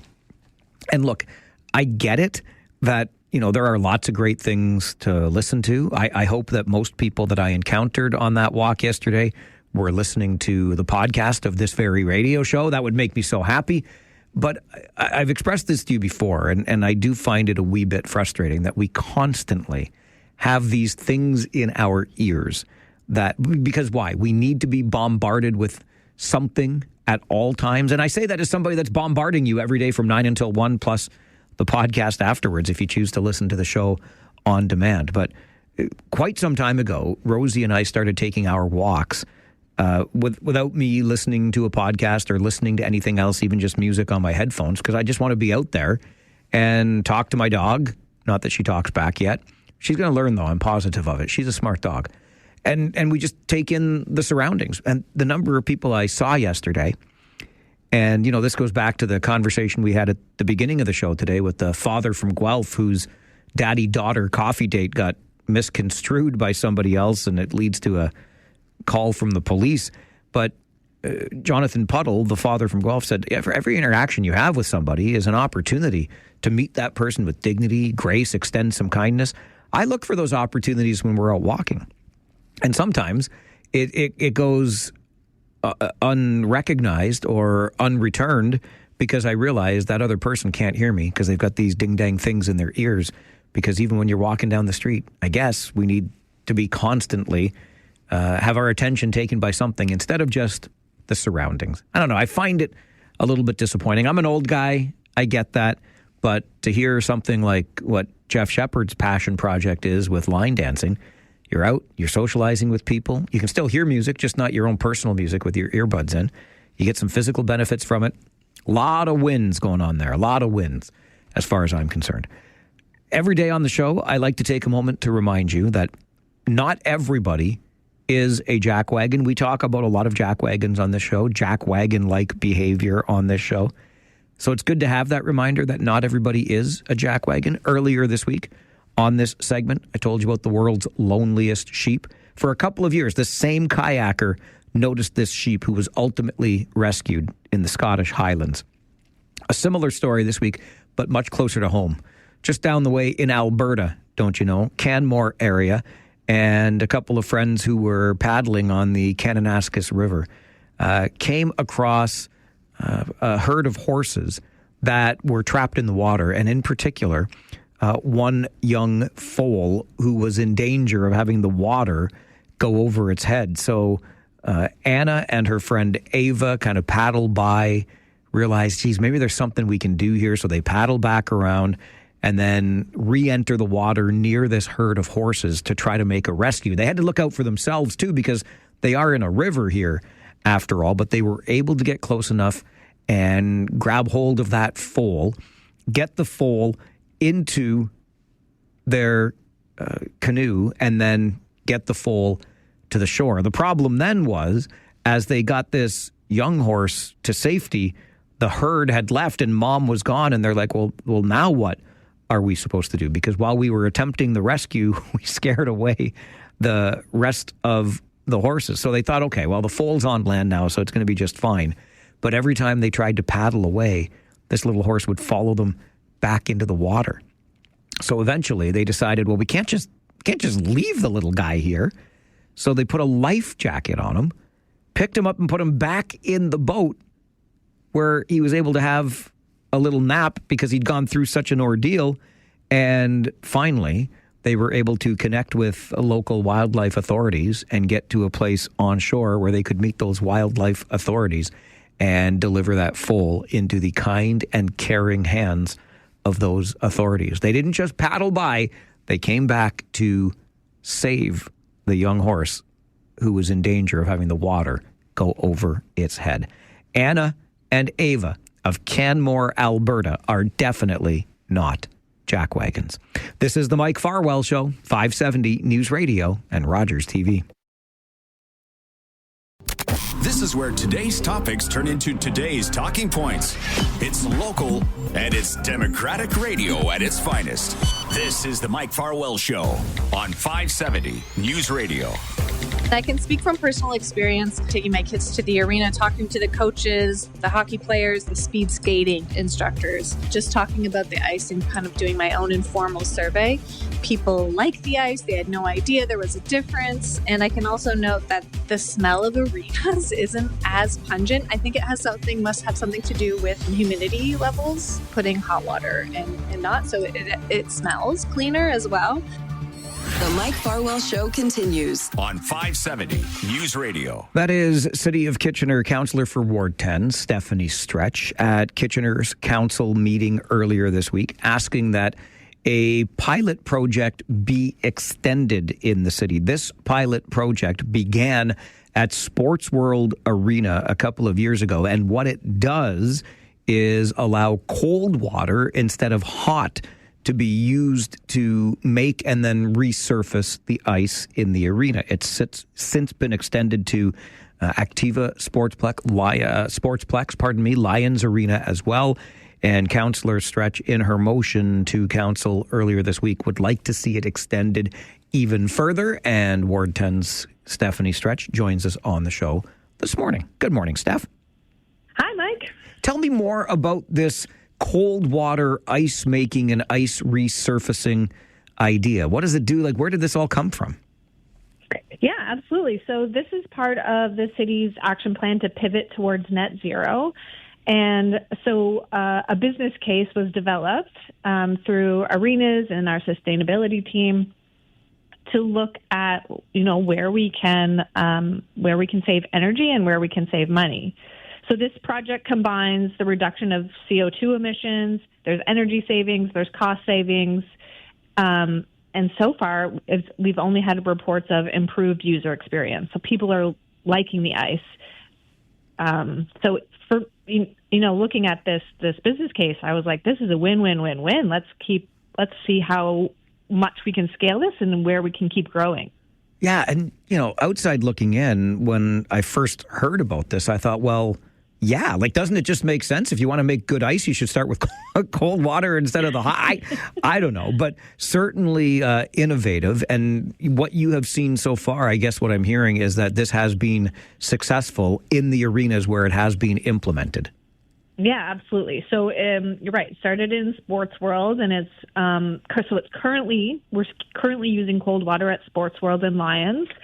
And I'm sure, as you know, ice making is a really big deal. I had an uncle who was an ice master at the Guelph Curling Club for a while. Shut the front door. Yeah. That is so cool. I know. Because you're not wrong. That is a specialty skill that is very important to arenas, curling clubs, you name it. Exactly. Yeah, it's a big deal. And so, being willing to innovate and give this a try, shout out to our arenas teams who were able to, problem solve and think this through and do this pilot. It has really enabled us to do some really good learning. Part of what I love about it too is that we made the changes in the arenas for the pilot, and we were all kind of shocked to hear all of the positive feedback unprompted, right? Like, hey, the ice is really great here. So it just, it's like I said, I think it's a win-win-win-win. And I'm really happy that the quality of the ice remains the same. And, some people are even saying it's even a little bit better. There's probably some bartenders as well out there who know that when you use hot water, when you make ice, it also makes it more clear. So there's less bubbles in it, so you can see through it better. And so it makes the ice not just stronger, but you can see the lines better. And we've been using hot water for a long time. This is how, even in your backyard, you use as warm water as you can get to make the ice rink as flat and as hard as possible. And so this piece of aeration technology that we can use to put on the pipes to take the air out of the water, enabling us to use colder water, really makes a big difference energy-wise. So, just in the pilot, we saw an annual savings of $6,255, and the reduction was about 5% in CO2 emissions. So, with this piece that we put on the pipes, it will take us about 3.5 years to pay it back. So, yeah, I'd love to see this just keep scaling. And so, yeah, I want to see a report back come budget to figure out how much it's going to cost us, how long it's going to take to pay off, and how we can strategically keep rolling it out. I noticed how when you brought the motion forward on Monday, there was also a little video shared for council talking to the arena staff who would be dealing with this. I recognize Erhard. I see him at the Kitchener Memorial Auditorium at times. And quick shout out to that group. I know I'm being biased because I see them so much, but my goodness, the shape, the condition that they keep that arena in, and the work that they're always doing there. But my point in bringing this up is it sounds like even with staff, like they are recognizing the benefits to the ice surface, et cetera, by doing the work in this way. Yeah, absolutely. Like I said, shout out to the team for, being willing to pivot and give this a try. Our municipality, so Kitchener, we are leading the way in this. There are other municipalities doing it, but because of the business case, because we studied and monitored for over a year, we feel really confident in being able to scale this. And so we can definitely lead in a way that behind the scenes utilizes, the change management, how that has worked for us, and and just building that trust internally as well, because like I said, ice making is a really big deal, not only to the users, but to the people who spend their time and expertise making it. I was surprised in listening to your discussion at council on Monday, what you had learned sort of in your experiences with the arenas, particularly around the smell being a little bit different, if not more pleasant, which is saying a lot when it comes to a hockey arena, that's for sure. But what has your experience been, Steph, as you go, around to these arenas in the community? What are you hearing unsolicited from arena users? Yeah, absolutely. So I have a daughter who plays ringette, and so we have, done our fair share of visiting the many arenas around the region and elsewhere. And so I knew this pilot was going on, so I was able to take notice, and I definitely have noticed it still smells like an arena, but it's a little less pungent. And I have my own working theory that it has to do with the humidity levels, because the temperature change, you're putting hot water on cold ice, and then you're having some evaporation, and so it really does just smell cleaner. It's not something I'd want to flavor my own personal home with, but it does. It has a little bit of a cleaner smell. Ode Arena is not one that we're going to try to market. I got you.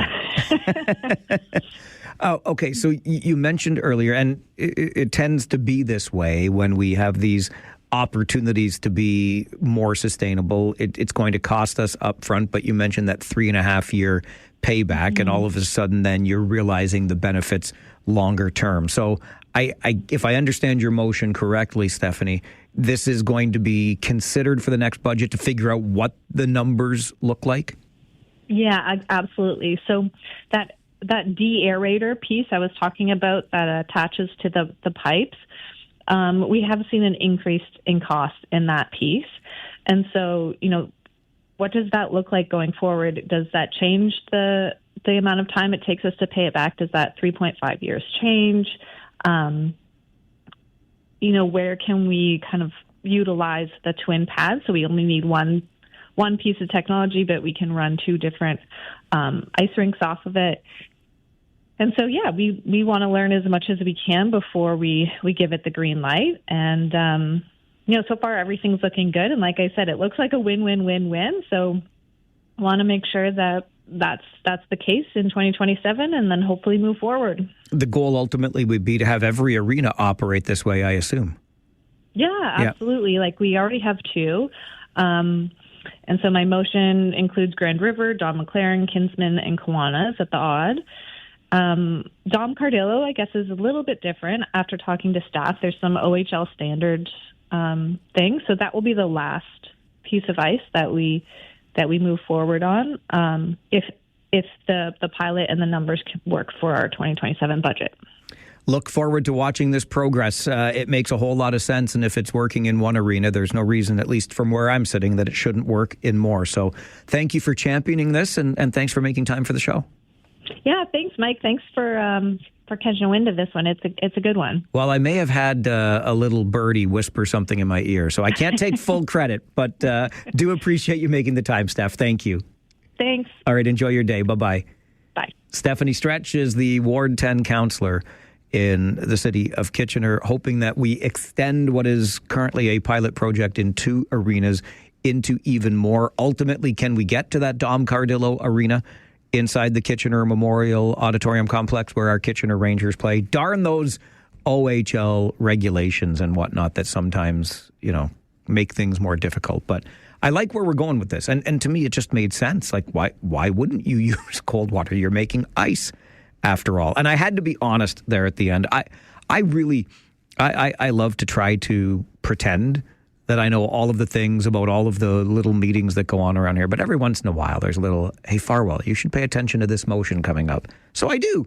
And if I like the idea behind the motion, I'll bring it to you to share. That's how it works on this show. And a lot of times, you are the one giving me the little hints about this. So I love it. We crowdsource our information, and I'm happy to be pointed in those proper directions so that we can share these stories more widely. This one does make sense to me. I hope there is room found in the budget, because I love those ideas of, you're going to pay a little bit more now, but down the road, you are saving so much more. Right now, we've got a 3.5-year window to pay back what we pay up front to get this cold water ice-making technology into our arenas. Maybe we can shorten that time horizon. Either way, if you're telling me we'll put up a little more now, but 4 years from now, we're going to be spending less to, on whatever resources we're using in that arena, I'm happy to hear that side of the equation for sure. George is with us on the phone. Good morning, George. Yeah, good morning, Mike. I hope they don't spend that money too quick yet. Do the project test. Here's why I'm telling you this, Mike. In my younger days, I was a Zamboni driver, and that was a big no-no using cold water. The reason is, when you use hot water on a cold ice, there's a bit of a science there, the way the ice takes it and makes a perfect ice. So I would tell her, I hope she's still listening, before council goes and spends all this money, really make sure this works. There's a reason why the OHL has to use in their rules has to be hot water over ice. George, love to hear it, and thank you very much for sharing that. Obviously, there's a reason you see that steam coming out of the back of the Olympia ice resurfacing machine as it goes around that rink, right? Because yes, it is that warm water, and I completely understand that scientific angle that George is alluding to. What we have seen so far is very positive when it comes to the pilot project. So again, 2 arenas for now. We're going to trust staff to do that due diligence, as George points out. And if indeed it is demonstrating results, then we can expand it into more arenas, ultimately having it in every arena in the city. If we can save some money and not degrade the ice surface that we're playing on, then all the better. And hey, if the arena, the Ode Arena, the eau d'arena is a little less pungent. I don't think anybody's going to complain about that either. All right, we're going to take a quick break. When we come back, since we're talking about ice and Olympia ice resurfacing machines and hockey, the Kitchener Rangers story, you just got to hear. Like, you got to hear this story. And I love that it came to me unsolicited, because these are the kinds of stories that we need to share, I think. And I can't wait to share it with you. I'll do that right after this on the Mike Farwell Show. This is 570 News Radio and Rogers TV.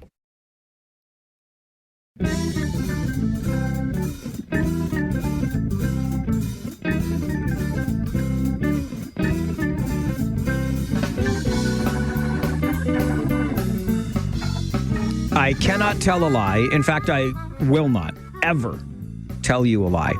So yesterday, I feel a little bit guilty. I feel as though I might owe the company a little bit of money back or something. I don't know.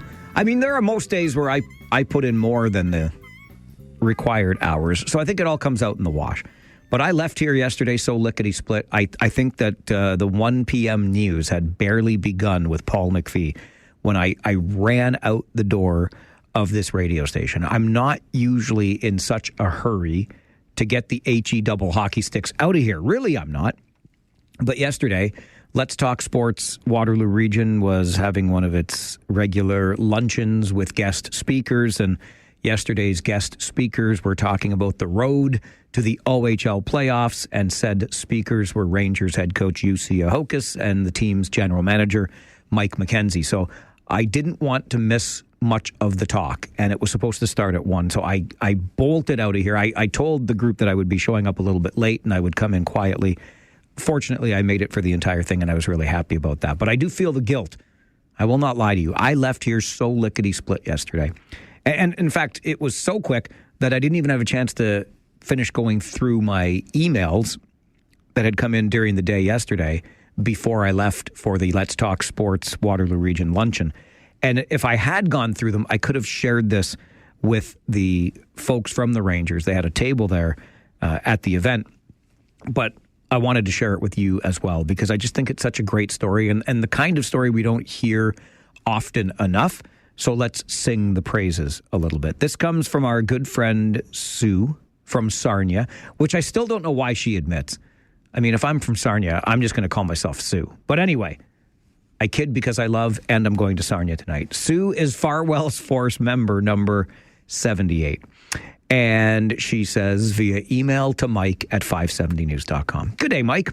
I had such an opportunity today to tour the Odd. We got an exclusive tour just for our 2 classes from St. David's High School. My family has season's tickets, but I've never seen behind the scenes. We were treated like royalty. We saw everything, even the booth where you broadcast from. Then we got to watch the team practice. Afterwards, the Rangers came up and met our kids and pictures were taken. I can't share those pictures due to confidentiality, but rest assured there were a lot of smiling faces. These boys were courteous, respectful, and joyful to our special needs kids. What a treat. Take care, Sarnia Sue, Farwell's Force member number 78. I just want to emphasize that point right there. These boys, and she's talking about the boys who play for the Kitchener Rangers, young boys, as Coach Jussi Ahokas would call them. These boys were courteous, respectful, and joyful to our special needs kids. It's not the kind of story we hear often enough. And I'm not saying that's because it doesn't happen. Obviously, it does. I get to know these guys pretty well. It's one of the greatest joys of my job, being around these young men, because I thoroughly enjoy their company. I really do. We have a good time. I try to stay the heck out of their way. I don't want to be that old guy poking my nose where it doesn't belong. But we spend a lot of time together during the hockey season. And I see the way these guys carry themselves. And I'm not surprised at all to hear from Sue what the experience was like for those special needs kids at that tour of our Kitchener Memorial Auditorium and the meet and greet with the Rangers players. It doesn't surprise me in the least. I think it's great that Sue enjoyed the experience so much, wanted to share that, and I thought I really should share it a step further by bringing it to the show today, because we have been having a lot of fun watching this team play the way it plays, sitting in first place right now in the Western Conference, winning the Midwest Division. Lots of reasons to cheer for this team this year. And just remember, when you're there cheering them on every Friday night, these are some pretty good kids too. And I think that's fantastic to hear. I'm glad that Sue is telling you, because I could tell you till I'm blue in the face. But Sue decided to do that for us today. I'm glad she did. By the way, we are on the road with those fine young men in Sarnia tonight. They better be good hockey players too, because every point matters. We'll be on the air with our Harris Law pregame show at 6:30. Josh Piercy and I bringing you all of the action. We are your home of Kitchener Rangers hockey, even when we're on the road. So a 6:30 pregame tonight. Rangers Sting face off just after 7. These fine young men representing your city, playing great hockey and making kids' days. This is the Mike Farwell Show on 570 News Radio and Rogers TV. This is where today's topics turn into today's talking points. It's local and it's Democratic radio at its finest. This is the Mike Farwell Show on 570 News Radio. This is going to be expensive. And again, I have to reiterate, I believe we're putting staff into an uncomfortable position and believing that somehow through a 10-minute video, we're going to be teaching them how to deal with the various mental issues that are out there. There's nothing wrong with the goal of this. I just don't think it's going to be done appropriately this way. I think it's going to have future expenses for, again, a nice to have. And I think, I keep saying, this is going to put staff in an awkward position. I think all our staff, I have seen the way they treat people, no matter who they are. And I see them do it with nothing but care, courtesy and respect, and I feel this might be a solution looking for a problem. I don't see this problem happening here. I think we're going to have future problems with expenses. I just don't think it needs to be done. Thank you. The Mike Farwell Show continues on 570 News Radio. That is Cambridge City Councillor for Ward 6, Adam Cooper, at a recent meeting of Cambridge Council, during which Councillor Cooper's colleague, Corey Kimpson, who represents Ward 3 in Cambridge, had brought forward a motion for the City of Cambridge to implement the Sunflower program. I'll let Councillor Kimpson explain more about what that program is, but it certainly would be nothing unique to Cambridge. Other municipalities, including Waterloo, are doing it already, but according to Councillor Cooper, this is a nice to have. He doesn't see a problem that exists. We've got a solution in search of one, a problem that is, and it will be too expensive up front and perhaps down the road as well. As I mentioned, Ward 3's Corey Kimpson was the councillor who brought the motion forward, and Corey joins our show this morning. Good morning, Corey. Good morning, Mike. How are you? I'm doing well, thanks. How are you? I'm just wonderful. The sun is shining, the snow is melting. It's a great day. That what makes it a great day in my books. Absolutely. Bring on the sunshine, bring on the snow melt. I love it. Tell us more about the Sunflower program, about hidden disabilities, if you could. Absolutely. So the Hidden Disability Sunflower program began in the United Kingdom in 2016, and it has expanded throughout the world. It's very popular in airports. Currently, there's over 340 airports that are participating in this program, 26 major airlines. In the United K, for example, where it's been in place, it goes across all industries: policing, healthcare, education, government. And it's a really great program empowering people with a hidden disability to have the confidence to participate fully in society. Sorry, go ahead. Sorry, I was going to say it's not diagnosis-based. It's based on the needs, and it helps to get barriers out of the way. Right. So somebody who is dealing with something that you could not visibly see, they're not using an assistive device for walking, for example, this would allow them to engage in that conversation with the person providing customer service that, hey, this is what I'm dealing with, and that allows the person providing the service to kind of meet that individual where they are at.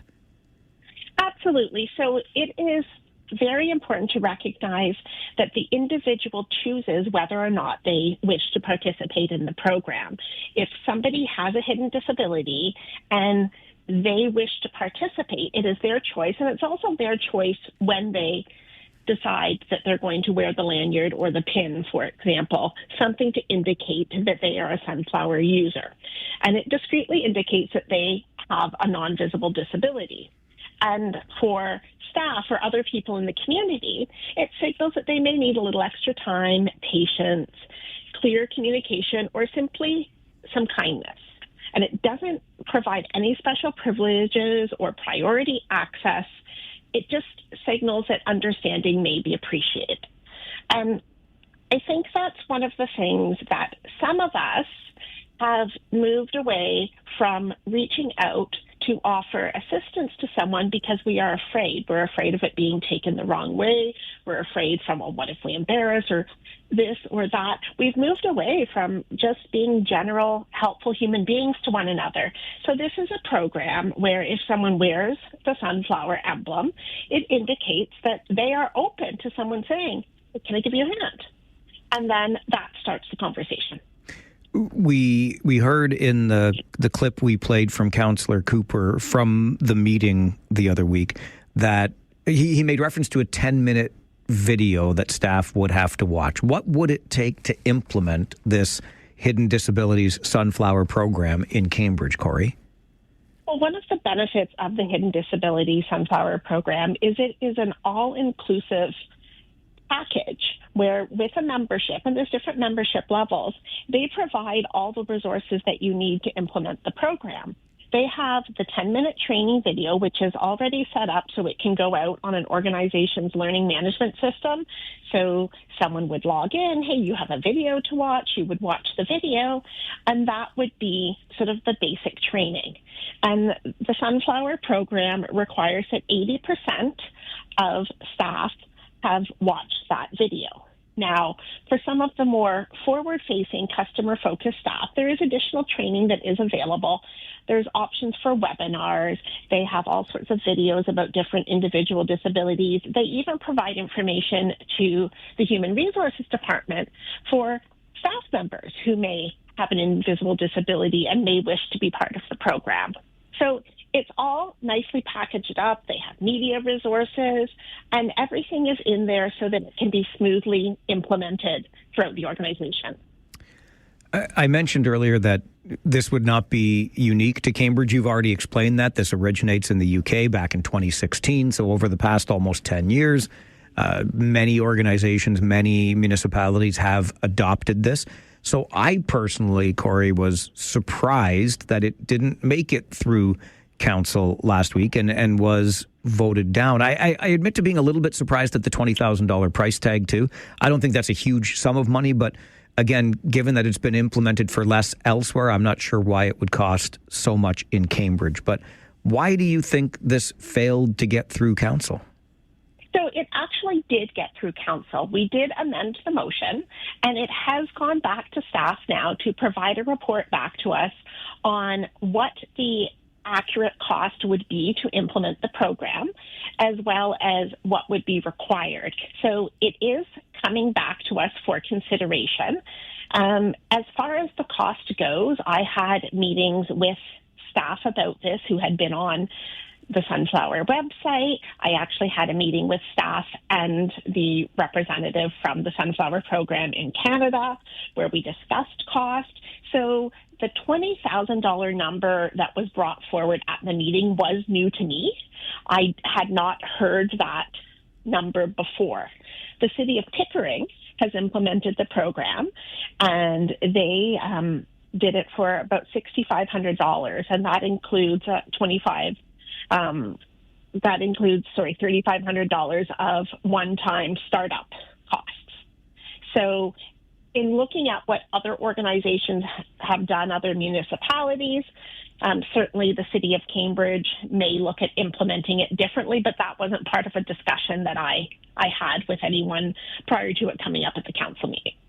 One of the other things that jumped out to me from this particular meeting was that these sorts of things are becoming increasingly difficult for staff in Cambridge to manage because they are already overworked, it seems, as it is. Are we having trouble with the workload of staff in Cambridge? Well, this is something that we have been hearing that is being brought to us, and certainly when we have staff and they have work plans and they have their projects that they are working on, and as they work through and assign themselves to certain projects and the amount of time, anytime we add something to it, then obviously we need resources. That being said, that's what I love so much about this program is the bulk of the work is already done. It's really there. It's put together in such a way that it is so simple for it to be rolled out. To me, it seemed like something where the benefits of implementing the program and the training that could be provided to our staff in such a simple way was so beneficial. And it also benefits not just community members, but we have staff members as well with invisible disabilities. And I think this is something we can be doing to really build a more understanding and inclusive organization. Our staff absolutely serve our community with kindness and patience. They're already doing this. This is just something that a community member can wear as a tool to indicate to staff that, maybe this person needs it explained in a different way. You're wearing a lanyard. Maybe there's someone who has chronic pain. Can we get you a chair? Something like that. Again, it opens the door to a conversation. This is one of the places I get stuck, Corey, because you talk about how it's essentially a turnkey program. Much of the work is already done. Basically, you just implement it and off you go, which is why I'm surprised that we have to bring back something amended and then that there was any, to me, I would have thought you bring it forward, it's seconded, it passes unanimously and we move on and we're on towards implementation. What do you think was the nature of the pushback that came at that meeting? I don't know for sure what it was. Certainly, we've been through a very difficult budget process. We know that right now there are a lot of people in our community who are struggling financially, and we absolutely have to be very responsible and cognizant of how we are spending taxpayer dollars. We absolutely do. We need to look at every expenditure that we have and make sure that the money we are spending is going to benefit our community. That being said, perhaps there was some misunderstanding about what this program actually does or how it can help people. Perhaps there needs to be some more education. Perhaps people don't have the lived experience to understand that for some people, a program like this gives them the confidence to say, I can go to an event at the City of Cambridge because they have the Sunflower program, or I know that there's going to be people there who I can ask for assistance, which is a given, which is already there, but it's something that is recognized. And for people who may be anxious or may have other hidden disabilities, again, it gives them something where they can say, I'm going to give this a try today. What makes you passionate about bringing forward the Hidden Disabilities Sunflower program? I believe that it is so important for all members of our community to be as engaged as possible in our community. We want people to take part in what we're doing at the City of Cambridge. I want to hear from people in the community from their experience so that when I'm making decisions, I'm making it based on the people that I am here to serve. And I'm passionate about this because we know that there are so many different people in our community, and we all have different interpretations. We all have different challenges. And this is something where I believe we can be working to build a more inclusive and a more accepting community. Corey, I appreciate your time on the show this morning. Thank you very much for being here. Thank you so much, Mike. Have a super day. You too. Bye-bye. Bye. Corey Kimpson is the Ward 3 councillor in Cambridge, brought forward the idea of a Hidden Disabilities Sunflower program to be implemented in Cambridge. Didn't go as I thought it would have. This to me should have been seconded, adopted unanimously, move on to the next issue. And instead, it turned into something that has to go back to be reworked and will return to council at a later date. We even discussed this on Monday morning, right around this time, with David Drew. David joins us Mondays at 11:30 for Drew's Views, and he suggested that the pushback on this particular motion is worthy of our derision when we look at Cambridge and wonder, how on earth can you be opposed to something that supports every member of your community for even at $20,000, which I don't know how you come up with that. Other communities have implemented it for about a third of that cost, but even that notwithstanding, $20,000 is the proverbial drop in the bucket. And quite frankly, the idea that somebody would present as having a hidden disability if they didn't, because they perceive it to be some sort of advantage, like that is the strangest line of thinking I can possibly think of. And quite frankly, if somebody does want to wear this lanyard, even though they do not have a hidden disability, because they think it offers them some sort of advantage, which it doesn't, but whatever. You do you, pal. But I can't really get over the idea that this is something that is a nice to have, that somebody would wear this particular lanyard and identify in this way because they think it's an advantage. Having a disability is in no way an advantage at all. So I struggle. I struggle with that line of thinking. This should have been a whiz-bang motion adopted and we could have moved on. And sadly, in Cambridge, we did not. Councillor Cooper's comments on this have led to some pushback to his pushback to the Sunflower program. And I will share with you a letter that has been sent to Councillor Cooper from a disability advocate as we continue the Mike Farwell Show this morning. Stay with us on the Mike Farwell Show. It's 570 News Radio and Rogers TV. And I'm passionate about this because we know that there are so many different people in our community, and we all have different interpretations. We all have different challenges. And this is something where I believe we can be working to build a more inclusive and a more accepting community. That is Ward 3 Councillor for Cambridge, Corey Kimpson, on the Hidden Disabilities Sunflower program, which allows folks who have those hidden disabilities, chronic pain, dyslexia, maybe they're hard of hearing, the opportunity to wear this lanyard so that when they are being provided customer service, the person providing that service understands what the challenge is and how they might be able to better respond. This to me should have been a slam dunk at council. Ward 6 Councillor Adam Cooper had this to say at the meeting of Cambridge Council last week. I just put my computer on mute.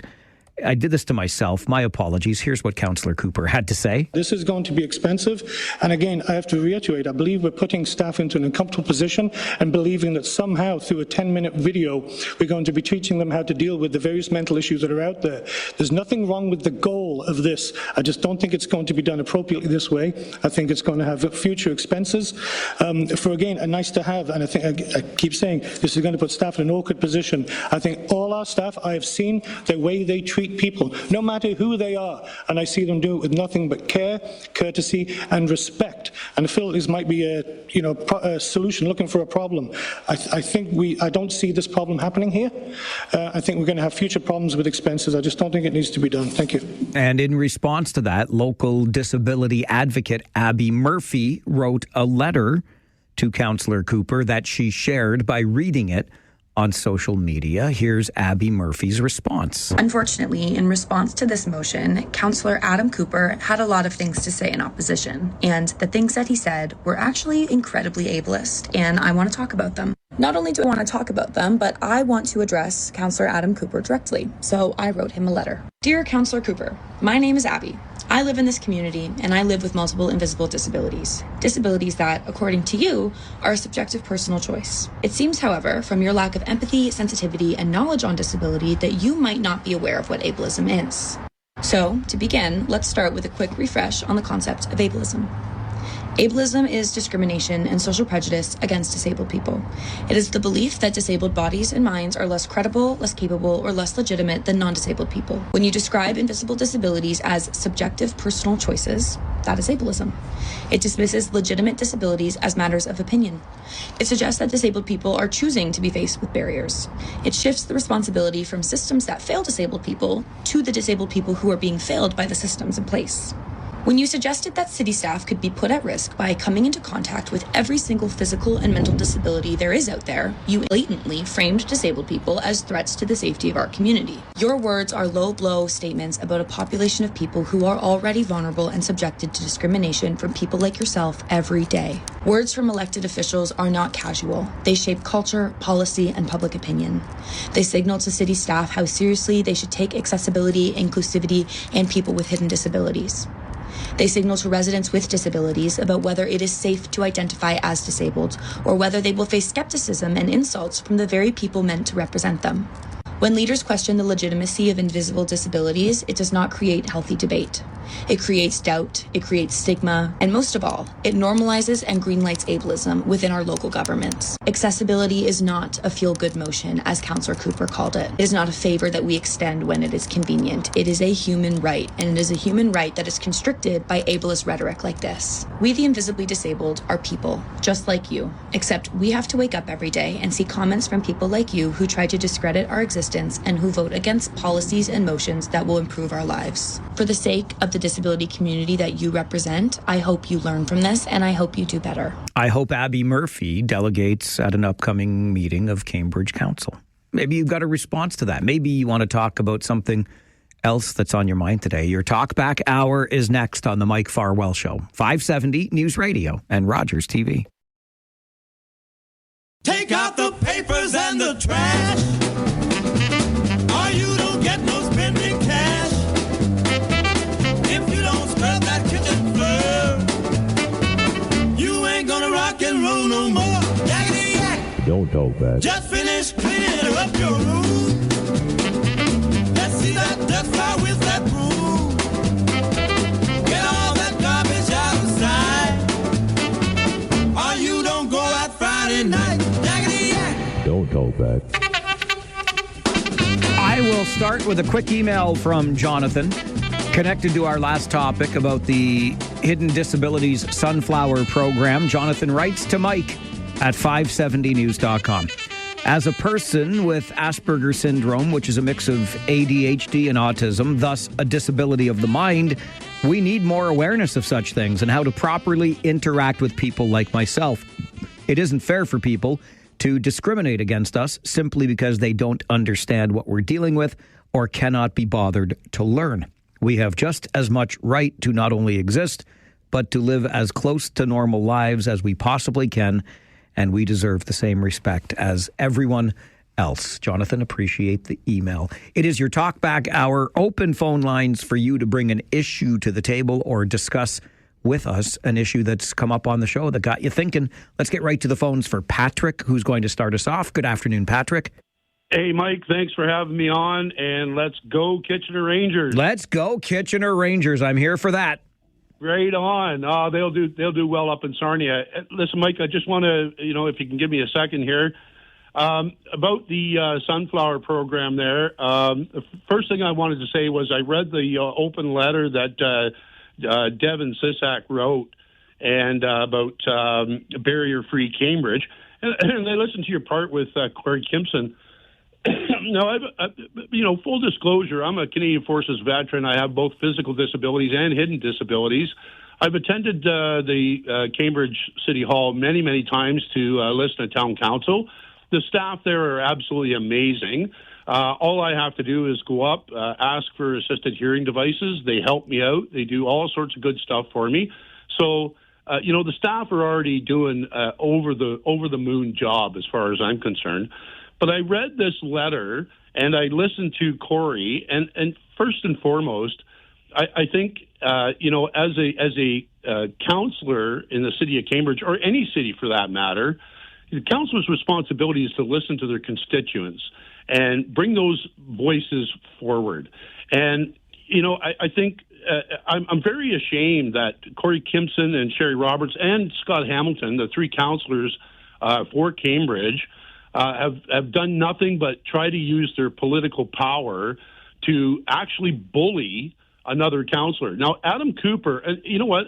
I don't disagree. I don't agree with everything Adam Cooper has to say. Okay, just hang on just one sec, though. How did Corey and Sherry and Scott bully Adam? Well, this goes back to another incident where they had the integrity commissioner's report about another issue. Adam's never said the word ableist. He constantly continues to engage with his constituents, whether you have a disability or not. Adam has been very gracious in the fact that he's helped me many times when I've gone to City Hall, and and he's made sure that I've had accessibility to City Hall.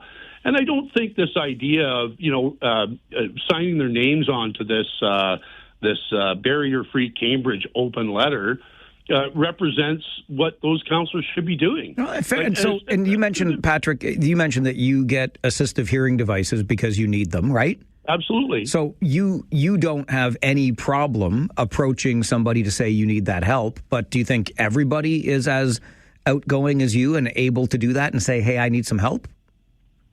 Every staff member at City Hall. I'm not talking about the staff. I'm talking about other residents of your fine city of Cambridge. Do you think they all feel as comfortable as you do going up to somebody? I think they should. You think they should? You think they should? Absolutely. But do you think they do is what I'm asking you? I think a lot of people do. I sat in the last town hall meeting where there were several people with visible disabilities who went out and asked staff to give them a hand, and the staff went out of their way to help them. Okay, so let me try this another way. So what do you think the harm is in adopting the program and allowing somebody to wear a lanyard? What's the harm in that? I think the harm in that is the idea that we're going to spend money on a program where people already have access to be able to go and get those devices, to spend money on that program when you've just heard about the snow plowing issue over the whole winter program. But so again, what you're saying, you believe that everybody is either exactly like you and has no problem asking for help or should be like you. But I'm not saying that at all. Well, then that's why you need the lanyards then. That's exactly the case for the lanyards. The program is already there. The ability to do that's already there. Right, There's a person standing at the door right there. But again, need help. Right, but again, that's assuming that you are comfortable enough approaching that person. Why wouldn't you be? That's what you go there for. You go there to engage with your council. You go there to engage with your government, and those people are there ready to help you. Listen, I hear you, and I'm glad the experience has worked as well as it has for you, and I also very much appreciate your service to our Canadian forces. Thank you for that. Thank you so much. And I just wanted to say one thing, and bottom line, I believe that Adam did his job. And he does it when other people are scared to stand up. All right. I got to get on to other callers. I appreciate where you're coming from. I think the missing piece there is that you assume everybody is as comfortable as you asking for help. But I appreciate you sharing your thoughts on the show. Sean is next on Talkback, Farwell's Force member number 165. Hey, Sean. Hi. I actually think the sunflower thing is a good idea. I have a couple comments. The last caller, some people do not understand. Like, I'm an outgoing person, but I realize some people cannot just walk up to people and talk to them like I can. I accept that. I don't know why other people can't accept that. I know that. So it's a good idea. Now, the other question I have is, why can Pickering do it for $7,000 and Cambridge takes Bingo, bango, bango. Yeah. And my other question is, okay, now my other comment is, I have to admit, Adam Cooper recently, his attitude has not impressed me. He doesn't seem to be a very understanding chap, quite honestly. I don't know where we go from here, but he doesn't seem to be very understanding.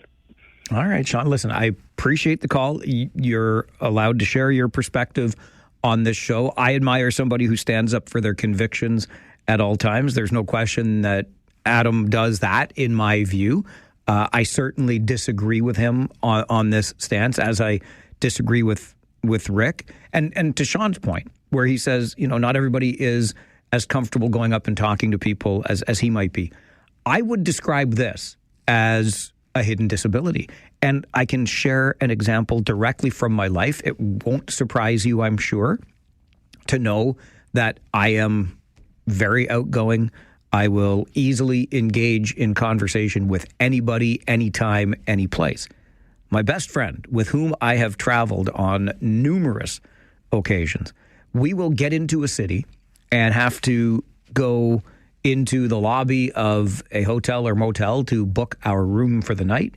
And always, he makes sure that I'm the one that gets out of the vehicle to go and do that. And I just thought this, whatever, because, hey, Farwell, you're the talker in the group. But he shared with me some years ago that the idea of doing that actually makes him uncomfortable. That he would have to be the one to force himself to engage in that conversation. Even though he needs the room, he needs to book it. If he has to meet somebody face to face and have that conversation, it's an uncomfortable experience for him. So it's really convenient to have me for a friend, isn't it? And then we'll be out at a restaurant and I'll be the one engaging with the server or the bartender or whomever, the next table. And he's like, I don't know how you do that. It just makes me so uncomfortable. That would be, I would describe to you as a hidden disability. The guy's not comfortable at all. So all of a sudden you've got this lanyard and it becomes that much easier. The conversation happens on your behalf. I think that's a barrier we can break down. Andre is next on Talkback. Good afternoon, Andre. Good afternoon, Mike.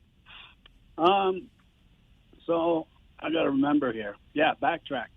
About the Tim Morton father and daughter.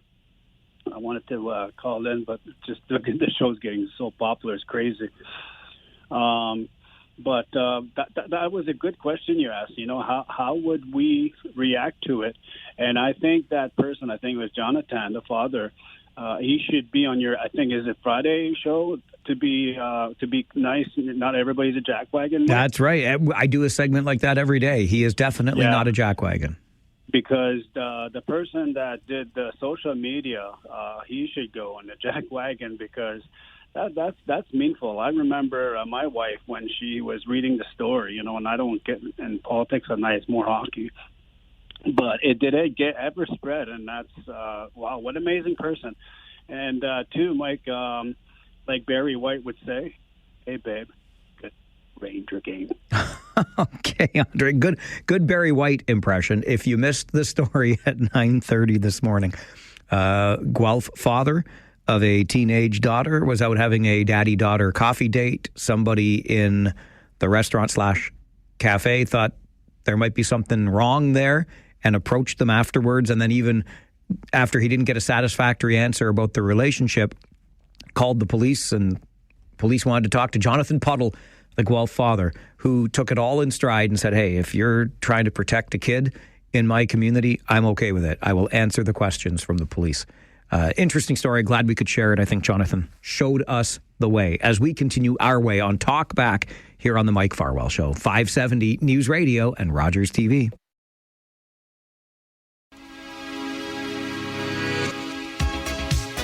Every day, noon until 1, your chance to talk back about the issues of the day or something you'd like to make an issue of the day. Right back to the phones we go. Scott, good afternoon. Afternoon, Mike. First-time caller. I'm probably a little nervous. I listen to you a lot, and I've sent you a few emails. Well, it's good to hear from you. Thank you for calling. So I need a number someday. What's that? Sorry? I said I'll need a Farwell number. Oh, I'll give you a Farwell's Force number, my friend. Absolutely, I will. Very good. Just wanted to comment on your second last caller regarding the lanyards for disabilities. Yes. So as a person with low vision, I'm legally blind. Majority of people do not know I'm legally blind or how bad my vision is. They see me read stuff up close. But I don't feel comfortable walking up and telling people this all the time.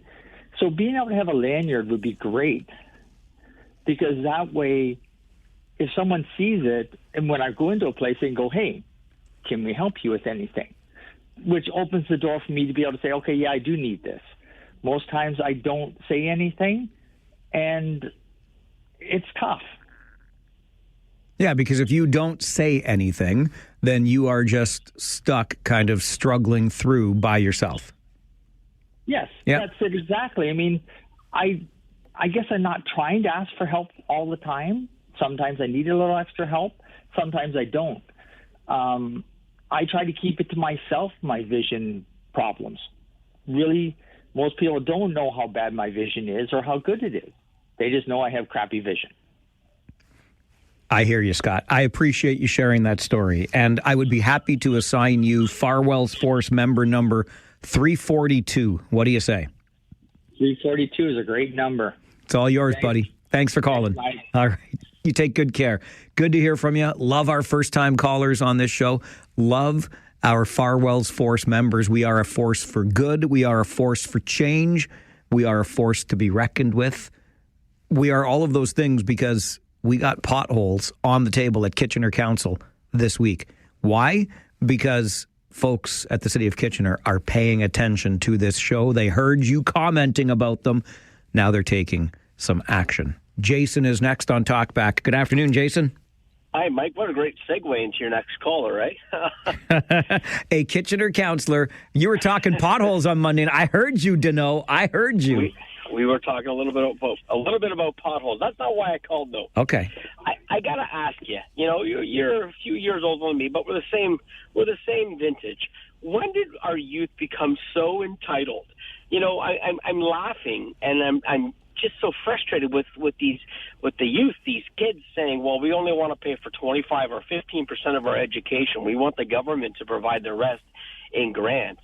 When I went to school, trust me, I get it. It sucks coming out with debt after you go to college or university, but that's part of the system. That, like, education is not free unless we want to pay a heck of a lot more taxes, or their parents want to pay more taxes for them to receive free education. Education is not free.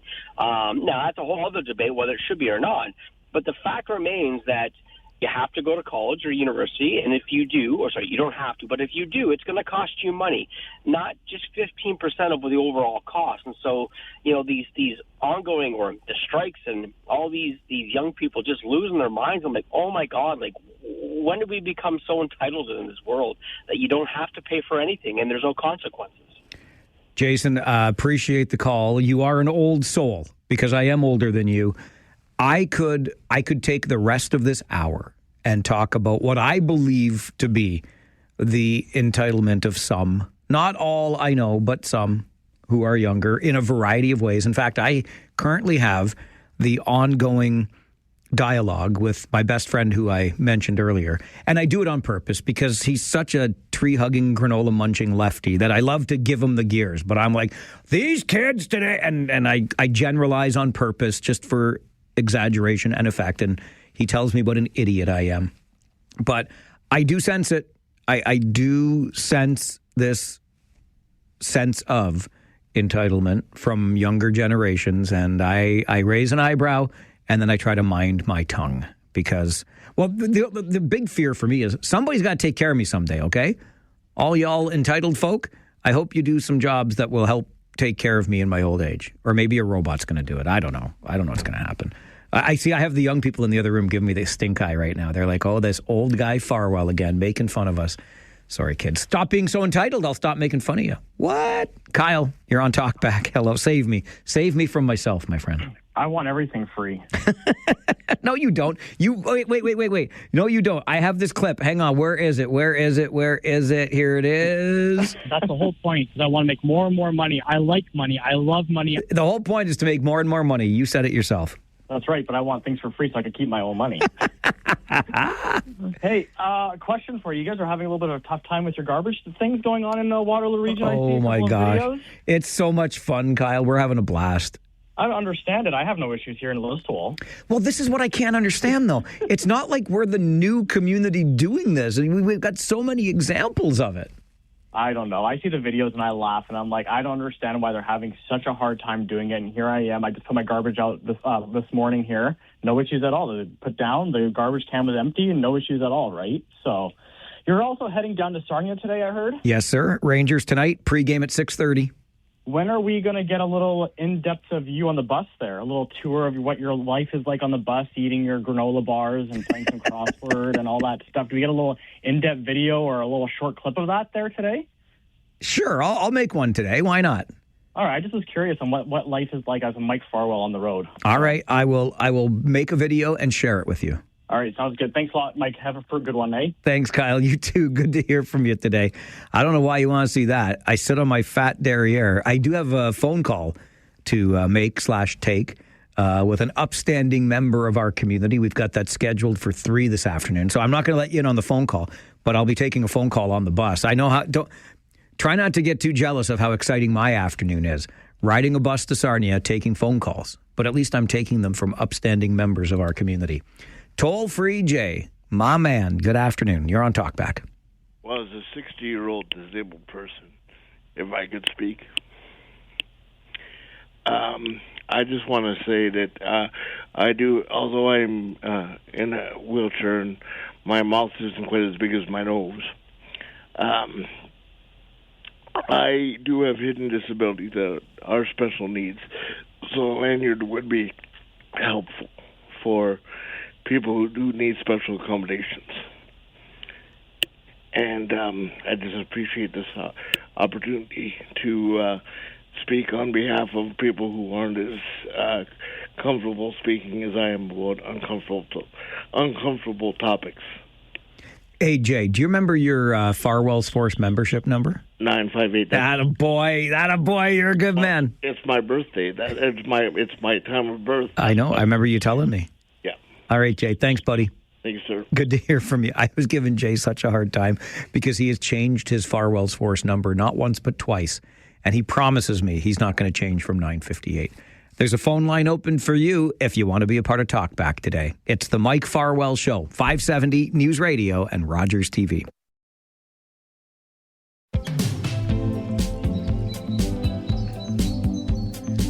I love this email I just got from Wes to Mike at 570news.com. It echoes a response I just got to my Instagram story from someone who is at least arm's length from our regional government. But if you'll forgive the shameless self-promotion, I just point you in the direction of my Instagram page, Farwell_WR, because one of you must have been listening to the show yesterday and thought I would get a kick out of this video, and I did, such that I decided to share it.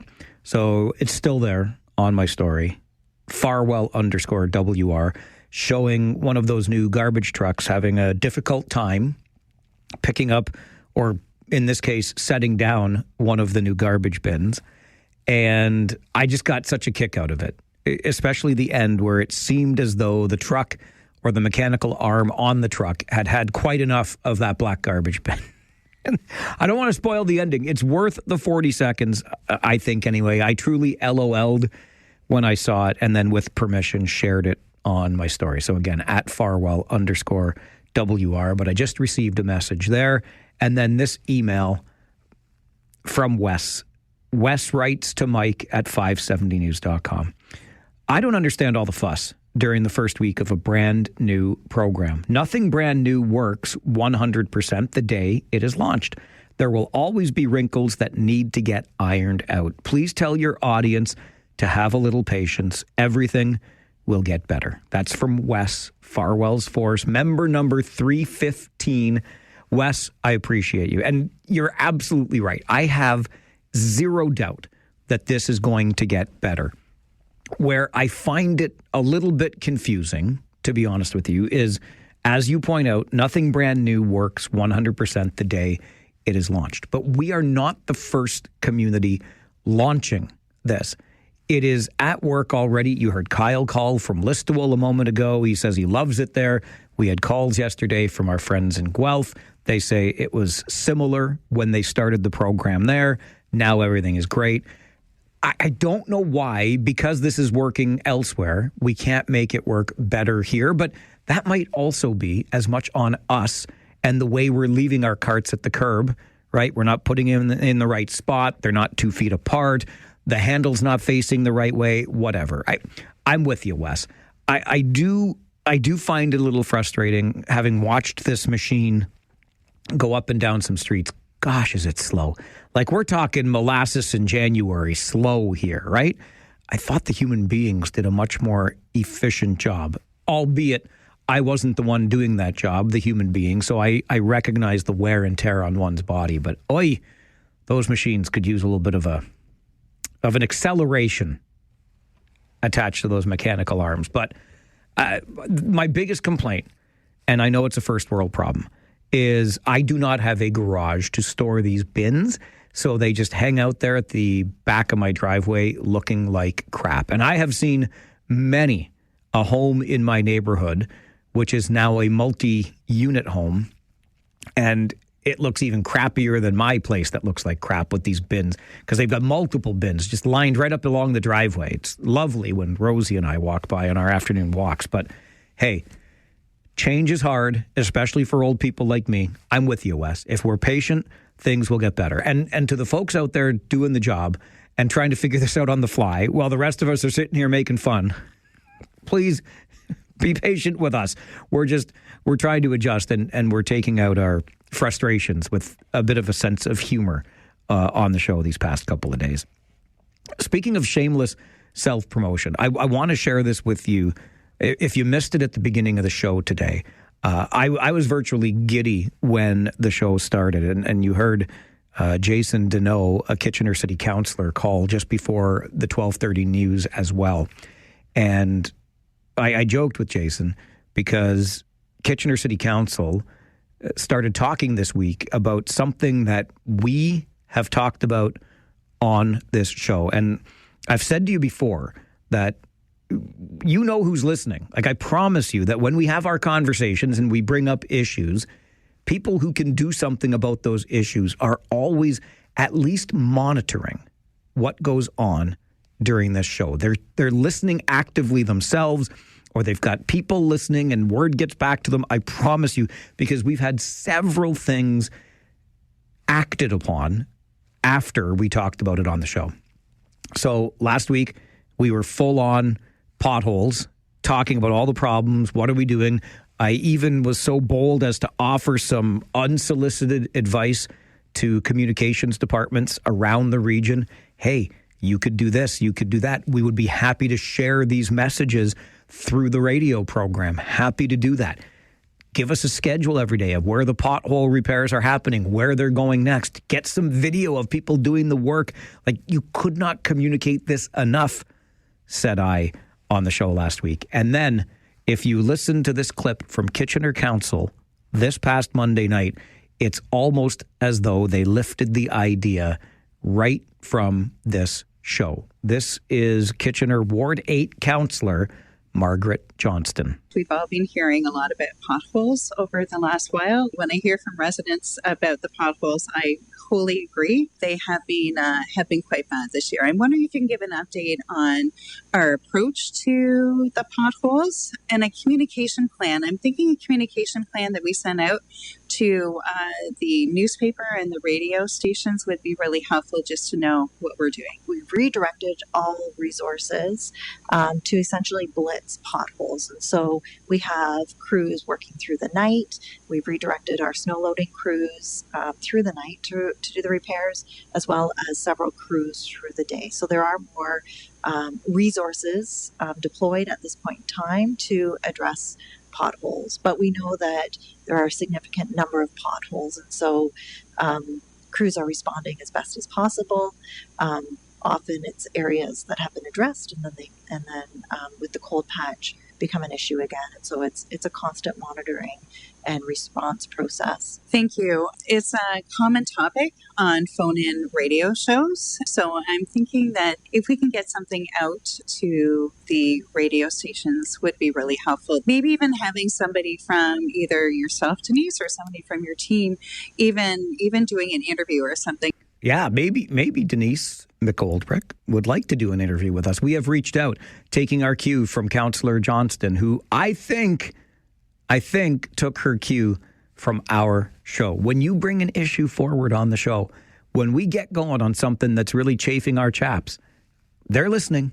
And oftentimes, this is not the first time that a city council has acted upon the concerns we have raised here. Mark is with us next on Talkback. Good afternoon, Mark.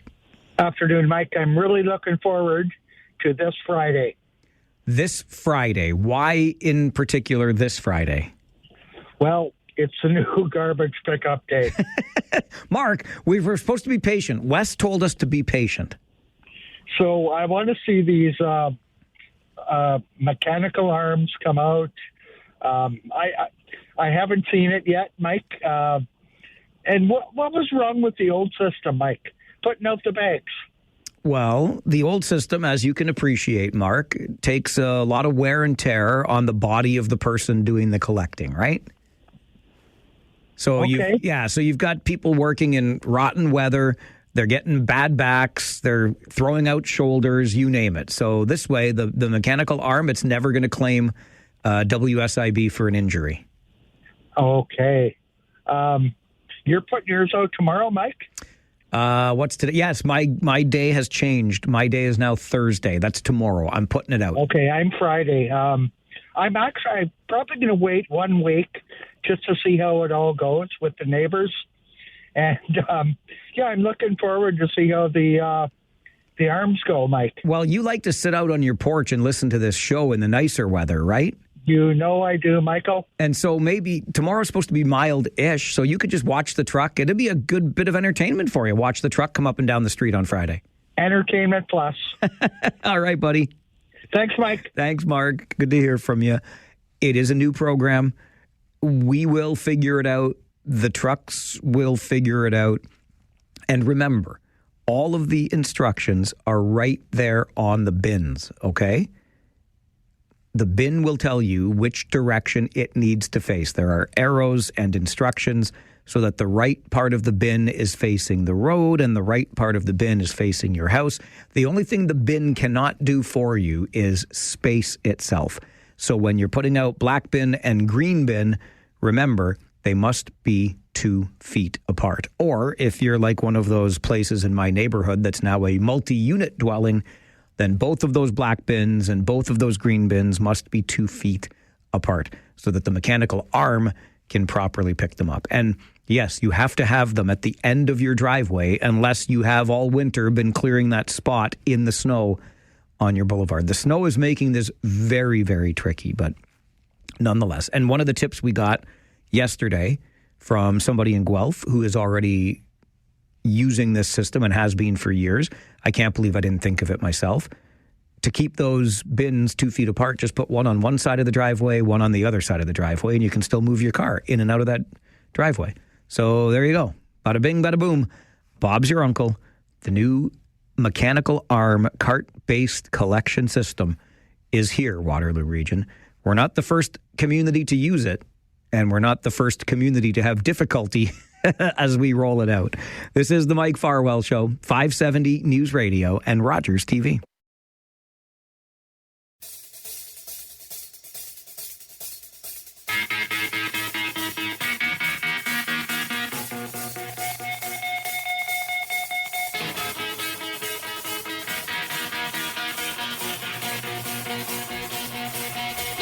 I am going to tell you, one of these days, I am going to convince my coworker to sit right down and take over the show because you think I'm cranky? We were just talking about the new garbage cart rollout here in the region. Oh, he's loving it. Actually, he's not loving it at all. Talkback continues. Open phone lines for you at 519-570-2545, star 570, and 1-800-570-5715. Ernie is with us on Talkback. Hello, Ernie. Hey, Mike. I've got a couple different things I want to talk here today. First, the garbage thing. Yeah. So my wife in Saskatchewan, 30 years ago when she was a kid, they had the trucks that would pick them up and put them in. And she's like, when I moved here, like when she was 16, she's like, why are people throwing the garbage in manually? And now we're finally here doing this. We're getting all these complaints. Don't get me wrong. Like, I got to leave now. The garbage isn't picked up. I got to go move them, Mike. You know, like that's a big problem here, you know? Yes. But don't they know who I... Anyway. Yeah, don't they know who you are? You're Ernie, who calls the Farwell Show. Come on. So hopefully that gets better or seamless. I think it will improve, but yeah, just kinks there. As far as that, the daddy-daughter date there, for one, I hope if that ever happens to me, I handle it as good as he did. Like, I know, I don't know how I would react. But in regards to that, so my wife she's half Japanese, and her dad was white and her mom was fully Japanese. when he would take the girls on dates, people would ask him quite often, like, is that your daughter? Like, there would be a lot of, like, staring, a lot of, like, looks, because he looks so different from his daughters. So interesting, yeah. So just from that coming, but obviously that's more like a race thing, or just because you look so different. But as far as, like, another story is, my buddy was in the mall with his kids. His one kid was having a complete meltdown. We've all seen it. So, you know, the suitcase, you pick him up and you bring him outside. You know, get him out of the situation, bring him to the car for a bit if you can calm him down. And he had quite a few people from the mall follow him to his car and get his license plate, because it looked like he was this kid screaming. Oh, yeah. Sometimes you have those meltdowns as a parent where you have to, you know, suitcase, pick him up and grab him and throw him in there. You know what I mean? So just in regards to Black Rocks again, you always seem to get me fired up with that one. But I've learned something from that show, and I love the segment, by the way. It's fantastic. I found out now that basically, if you don't like what the numbers you're hearing from the budget officer, you just if you fire him, you don't have to hear those numbers anymore. Exactly. Isn't that magical, right? That fixes the problem, and then, you know, then you can't even hear the numbers, so it can't be that bad. You know what I mean, Mike? I know what you mean, Ernie. Thanks, Mikey. All right, buddy. Good to hear from you today. The Blacklocks reporter, Tom Korski, managing editor there, joins me every Wednesday morning just after the 10 a.m. news. And yes, one of the stories we learned this week is that, well, maybe MPs and cabinet ministers didn't love the information they were getting from the budget officer, so they've just decided to not appoint a new budget officer, even though we're coming into a budget cycle. You know, Ernie, maybe municipal politicians don't like what they hear from our show because we're critical and sometimes we want them to do things, but they're never going to silence us. We're a force for good, a force for change, and a force to be reckoned with. Abby is with us now on Talkback. Good afternoon, Abby. Good afternoon, Mike. How are you? I'm good, thank you. How are you? I'm great. Good. So I just got a text from Corey Kimpson a couple minutes ago that you're that Abby. Yes, oh, good. Abby Murphy, Abby. Disability advocate. Thank you for the audio that you posted online that I could share on the show today.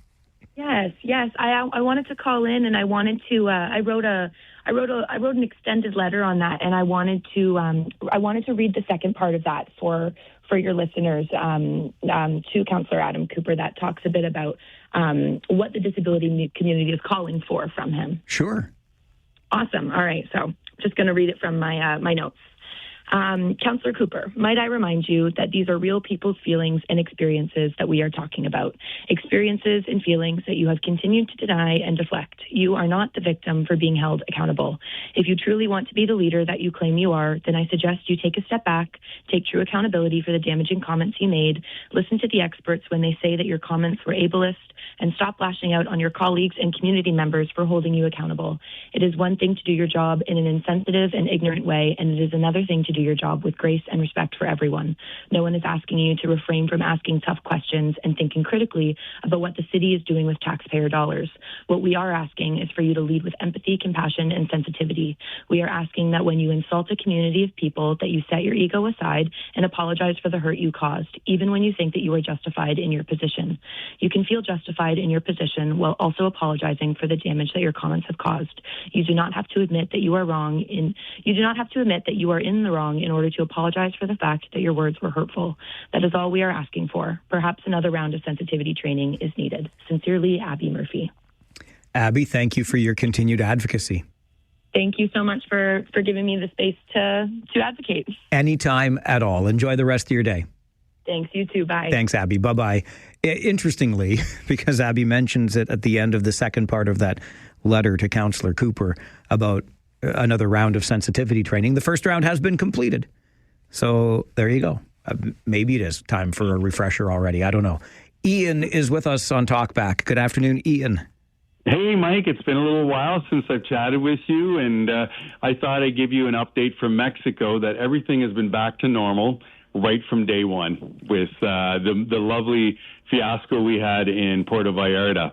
And that being said, I was just noticing that you had 6 schools on a lockdown, I guess it was, with potential aspects, problems there.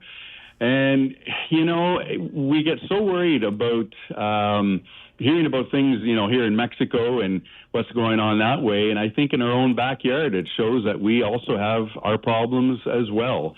We still have the homeless crisis. We hear lots about jewelry store robberies still, shootings. I saw that last week with downtown Kitchener. So, you know what? I just think I kind of want to make it clear that Mexico is safe. Everything's back to normal. The people are amazing down here. And the cartel, well, they made their message on the one day, which was kind of stupid. I think they shot themselves in the foot with the tourism, but everyone's getting on with life. And, you know what? Now we're seeing this conflict with Iran. Let's all be kind to each other and do the best to make each other feel as good as we can and kind of ignore all the hoopla that's going on and make the world a better place and peaceful and everything else. So anyways, I hear you're getting better weather, and I wish you well. I'll probably see you in a couple of weeks as I drive back home from Mexico. All right, Ian. This Mexico tourism advertisement brought to you by our good friend and loyal listener, Ian.